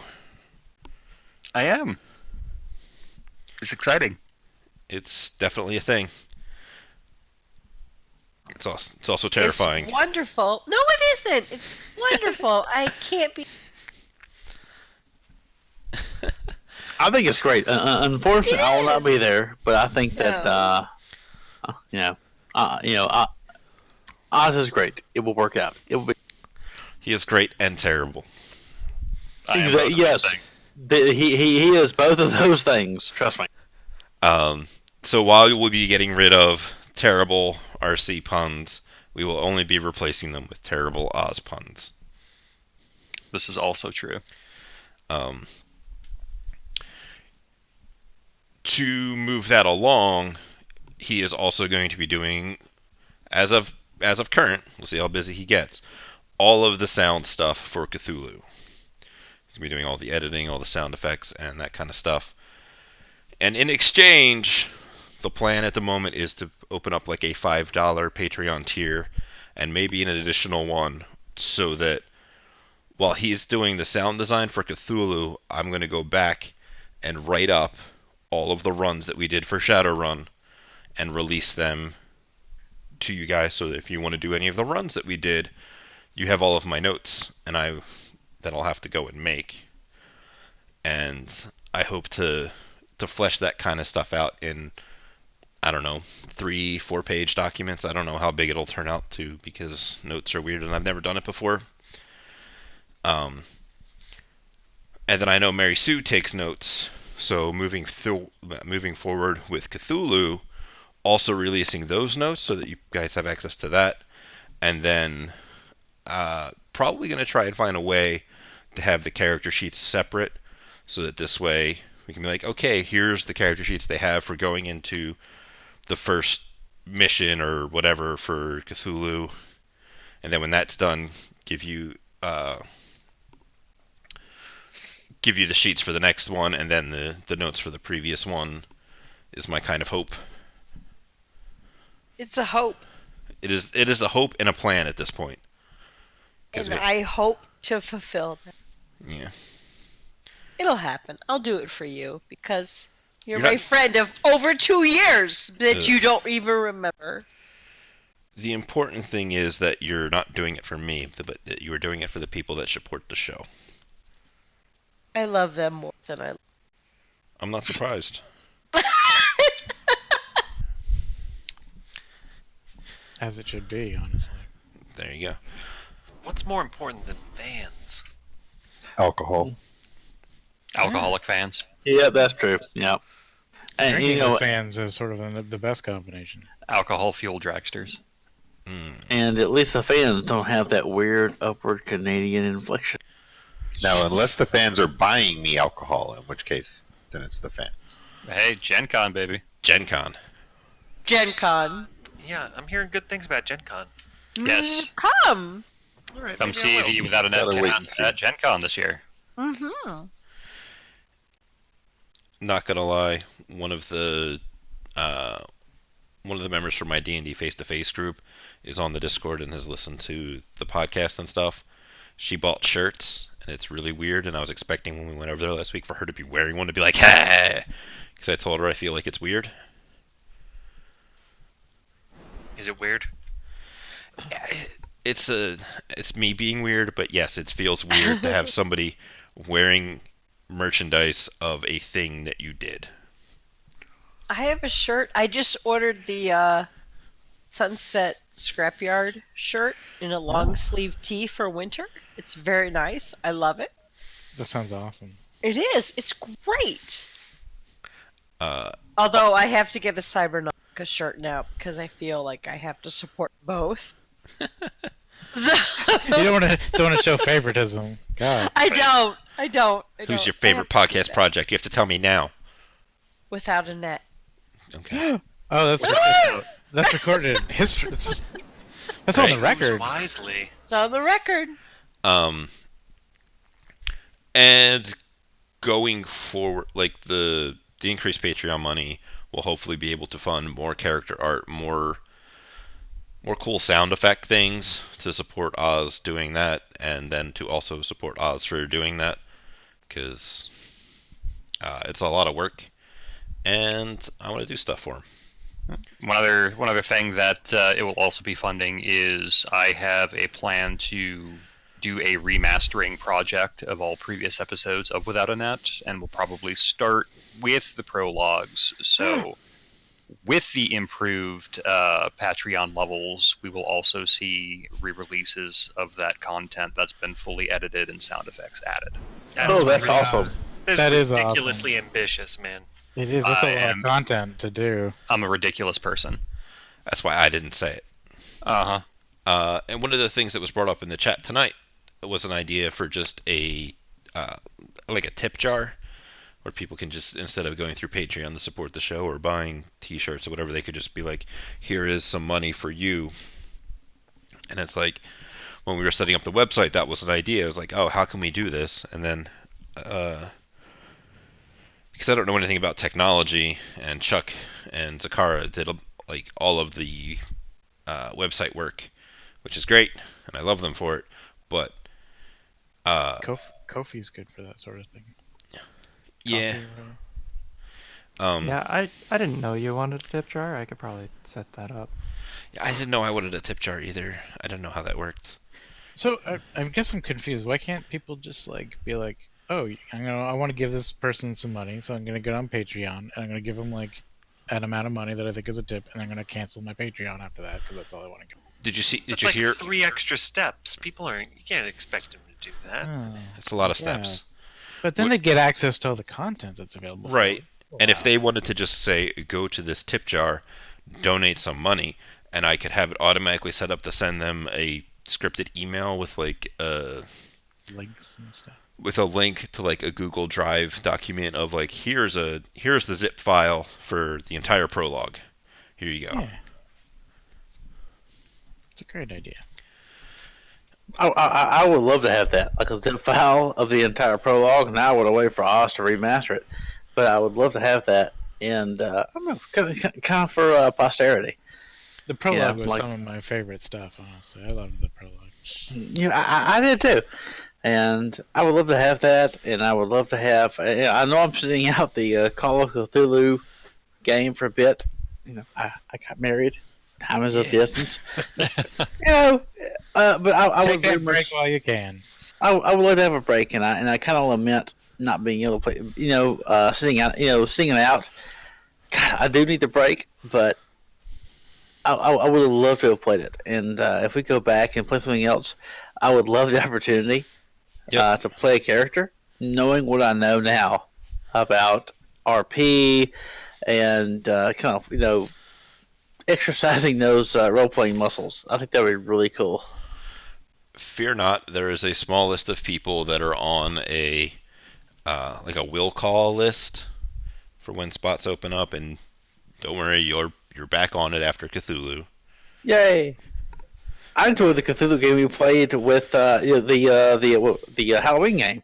That was super fun, and I died. And like 3 years ago, back when I played Cotton on the Runner Hub, I would have been super salty about going down hard, and I did in that game, and it was great. That was actually what? It was so much fun. It was. I had a huge amount of fun, and just I'm I don't know, like my own personal personality is I'm a sore loser. I don't want to die. In that game, spoiler alert, I did. My character was the one that did die, and I had a great time. I felt it was a great storyline. I felt it totally worked. It made some level of sense, and that would not. I would not have been there for 3 or 4 years ago before this game. I would not have been able to have done that had it not been for this game. So for what it's worth. You could just say I love you guys. Mm-hmm. I love you guys. There we go. Love you guys. Except for, Love you guys. except for Chuck. Like, Poor Chuck. poor Chuck. No, Chuck. Honestly, Chuck's great. Just as somebody who was lucky enough to be an original cast member, Chuck has been great. Like, he came in, and I was like, wow, this guy's good. Like, I have to set my own game up because I've been here this whole time, and Chuck came in here. Just I kind of felt like if it was like a baseball team, I was the old veteran, and then this new guy comes up just batting 350. Does that make sense? It does. I just felt my intro was a little rough. There's Well, yeah, three or you got four blew up by a fillers. grenade. I did not know what was going. Again, we're not scripted, and I'm like, okay, we're playing the game. This you got Chuck. He's got this character. He's an elf. He's kind of a nerdy. That's cool. I can dig it. Oh, he's dead. Oh God. Well, I guess that's the end of that. And then I didn't know. So that was pretty cool. That was a really cool intro to a character. The original idea was for him to jump on a grenade to save Mary Sue, but she wasn't in position, so Yeah. Yep. because we have to make Mary Sue's life worse because now it's her fault that he dove on that grenade. The best decision I did was to play a character who was emotionally, what's the word here? Not good at emotional connection, empathically weak. Because frankly, I don't think I could have played a character who was otherwise. So yeah, again, that shock. If you listen to that podcast, and there was any shock that you feel from my character RC in terms of what just happened, why did this person do this? That doesn't make sense. That's me, by the way. That's how I felt. So that was a pretty good one.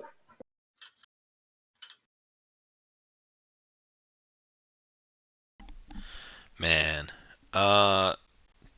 Anything else we missed? No, we've been going for about 3.5 hours. Yeah, that's crazy. Yeah, been action packed. Something like that. It's so rare that we get to sit in a room and just sort of shoot the shit for a while. So Yeah. Maybe we should do something else with that. I don't know. Oh, if you're listening to this, if you're in Natchez, Mississippi, come down, give me a hit, and I'll buy you a beer. There we go. Is that a good bookend? That's good. That's good. Same thing with me. If you're in St. Louis, hit me up. We'll do beer. We have plenty of it here. don't come to Ohio. It sucks here. It's true, Ohio does suck. Yeah, it is. Ohio sucks. I've never been there, but I hear it's full of Yankees. So there you go. If you come to Indy, I will be there. I will be present in Indianapolis somewhere. What a shitty welcome. What an amazingly You shitty didn't welcome. let me finish. I Welcome will to let you stay Indianapolis. with I'm me. here. I will let you stay with me, No, don't say and that. I will. You'll I regret will. that. No, I would never. You would. I mean, You are death, free to but stay I at any will- of our finest no. hotels. Any strangers stay who've with- heard me say this, No, you can you have can sleep over. stay out with Maison de Mersou, and we will go have a good time. I know plenty of places in Indy to go visit. So yes. Speaking of Indy, a bunch of us are apparently going to be at Gen Con, which Yes! I'm excited for. I haven't been in there in years. So hit us up if you're going to be there, because it'll be crazy. Yeah, we're clearly a fun bunch. What does crazy mean? It's gonna be crazy. What does that mean? Does that mean Off like the chain. cocaine and hot tubs? What are we talking? No, would you but- like it to be cocaine and hot tubs? No. Well, it's Yeah, I know probably I mean, No. cocaine and No. hot tubs is what I call a Tuesday, but I don't know. I just I didn't realize that's what they did at trivia No. night. We have to go to Nikki Blaine's. That is a must. I don't know what that Nikki is. Blaine sounds If like a I pizzeria don't- that's No, Just it's like a not cigar as good? bar. oh, okay. Yeah. Never If getting we a hot don't go tub. there, no. Ew. Ew. All right, I'm just gonna go to Nikki Blaine's. You guys go. I'm just saying, it's Indianapolis. I mean, it's Indiana. Indiana. Our motto is, it's a state. You know, that's I don't think that's the motto. Find All us on a map. So Indy at Gen Con is an entire city that embraces the event. It is being with 60,000+ people who are just like you. It is fantastic. Oh, that sounds miserable. oh god, that's the best thing. Yeah. Oh my god. Oh, All right, I'm 60,000. out. That's No, the I'm most done, boss. That's the most boss thing I've ever heard. 60,000 people just like me. How horrible. Exactly. Exactly. It would just be a morose, fucking sad sack convention of people tipping their glasses about how life is hard. That would be. There you go. There you go. All right. Man. Y'all have a good night. I'll talk to you next time. Yep. Indeed. Michael. Time to wrap it up. Yeah. Thank you guys for coming out and hanging out in the Twitch chat. Thank you guys for coming out and talking from your side. Thanks, Grift, for coming out even though you're dead. Thanks, Oz, for all of the crazy shit that you do. It's a pleasure from the grave. Yes. It's a pleasure from the editing room. You guys are great. I would not be doing this if you were not already as good as you are. I feel sick. I need to call out tomorrow. We're just gonna have to all hug it out, preferably in a hot tub with cocaine. No, never mind. No. I'm really looking With forward to the Gen Con now. Yeah, right? It's gonna be great. All of a sudden. No. Hey, I've had a great time. For anyone listening to this, thank you so much for supporting or listening to our podcast. Glad to have been a part of it, and have a great night. Yeah, thank you so much, everybody. We really appreciate it. Without a net, 1 year anniversary. Let's go. Here's to another year, maybe two. Who could say? Hooray! Hooray? Hooray! Yes. Hooray? Right. Perpetuity. These are good things. Corporations like perpetuity. Corporations like a lot of things. That's true. Speaking of corporations, I'm sure most of us have work tomorrow. True. I do. 'Cause I know I've totally checked out of work, though, because I only have less than 2 weeks now. And I don't Oh, care yeah. anymore. Yeah, like you don't give a. So, Mary Sue, what do you? Don't you work? Do you work at a bookstore? I work at a hospice. A hospice is the same thing. So it's full of depressed people. Dying people are like, look. Anyway, I have less than 2 weeks to go before I move to Indy. Well, like most of your, you said you have less than 2 weeks to go. I figured that was like Huh? most of your client. Oh, Yikes. ouch. Damn. All right. Well, Can on we that fix note, that in post? Nope. totally. Thank you, Absolutely. Oz. We will fix that in post. The edit Thank button you. has been. Let's just cut off like the You're last 20 wonderful. minutes. Yeah, Nope. thank you. He's lying to you. Oh, he is not. You can keep Us. believing that. Are you lying to me? Liar. That joke died like all of Mary Sue's clients in the next 2 Oh weeks. my god. Wow. Damn. Okay. Just can I just say for what it's worth, if I make a joke, no one actually dies. Like I can say all kind of fucked up shit. But in No, my nothing's job, gonna happen. everybody dies. Yep. They do though. Everybody. Well, that maybe you're bad. I don't know. Oh, That's the point of the hospice. That's the whole point. Are you like, yeah, another one went down. Yeah, good job, Wes. Like, Oh, it's man. customer satisfaction. I would. Let me ask you a question. If you have a hot, let's just end the Oh, podcast. man. But I have a question. So let's Oh, say you're God. taking care of a patient, and they were to throw off their mortal coil, but there's a sprinkled covered donut. Do you eat the donut or do you not eat that donut? I would eat that donut. We would totally eat that donut because some of our patients get us donuts. Because what are you gonna do? Give it to their what are you gonna do? Give it to their family? Fuck them. They don't show up. Fuck that family. I'm eating that donut. Oh my god. Oh my god. So, with all of that done, I'm sorry. I'm so sorry. Feel free to stop supporting us Aww. because we're terrible people. No, it's fine. No, we're wonderful people. RC is leaving after Shadowrun, so it's fine. Yay! Yay! Oh wait, fuck, that's me. Yeah, no, thank you guys so much for everything you do to keep this show going, both listeners, both players, both sound and support. I do also want to throw a quick shout out to Zakara from the Discord for also assisting with some of the website stuff with Chuck. So you are not forgotten, and I appreciate things that you do. And We will thanks, catch you next everybody. week. See you next week. They'll actually hear the raw version tomorrow that goes up.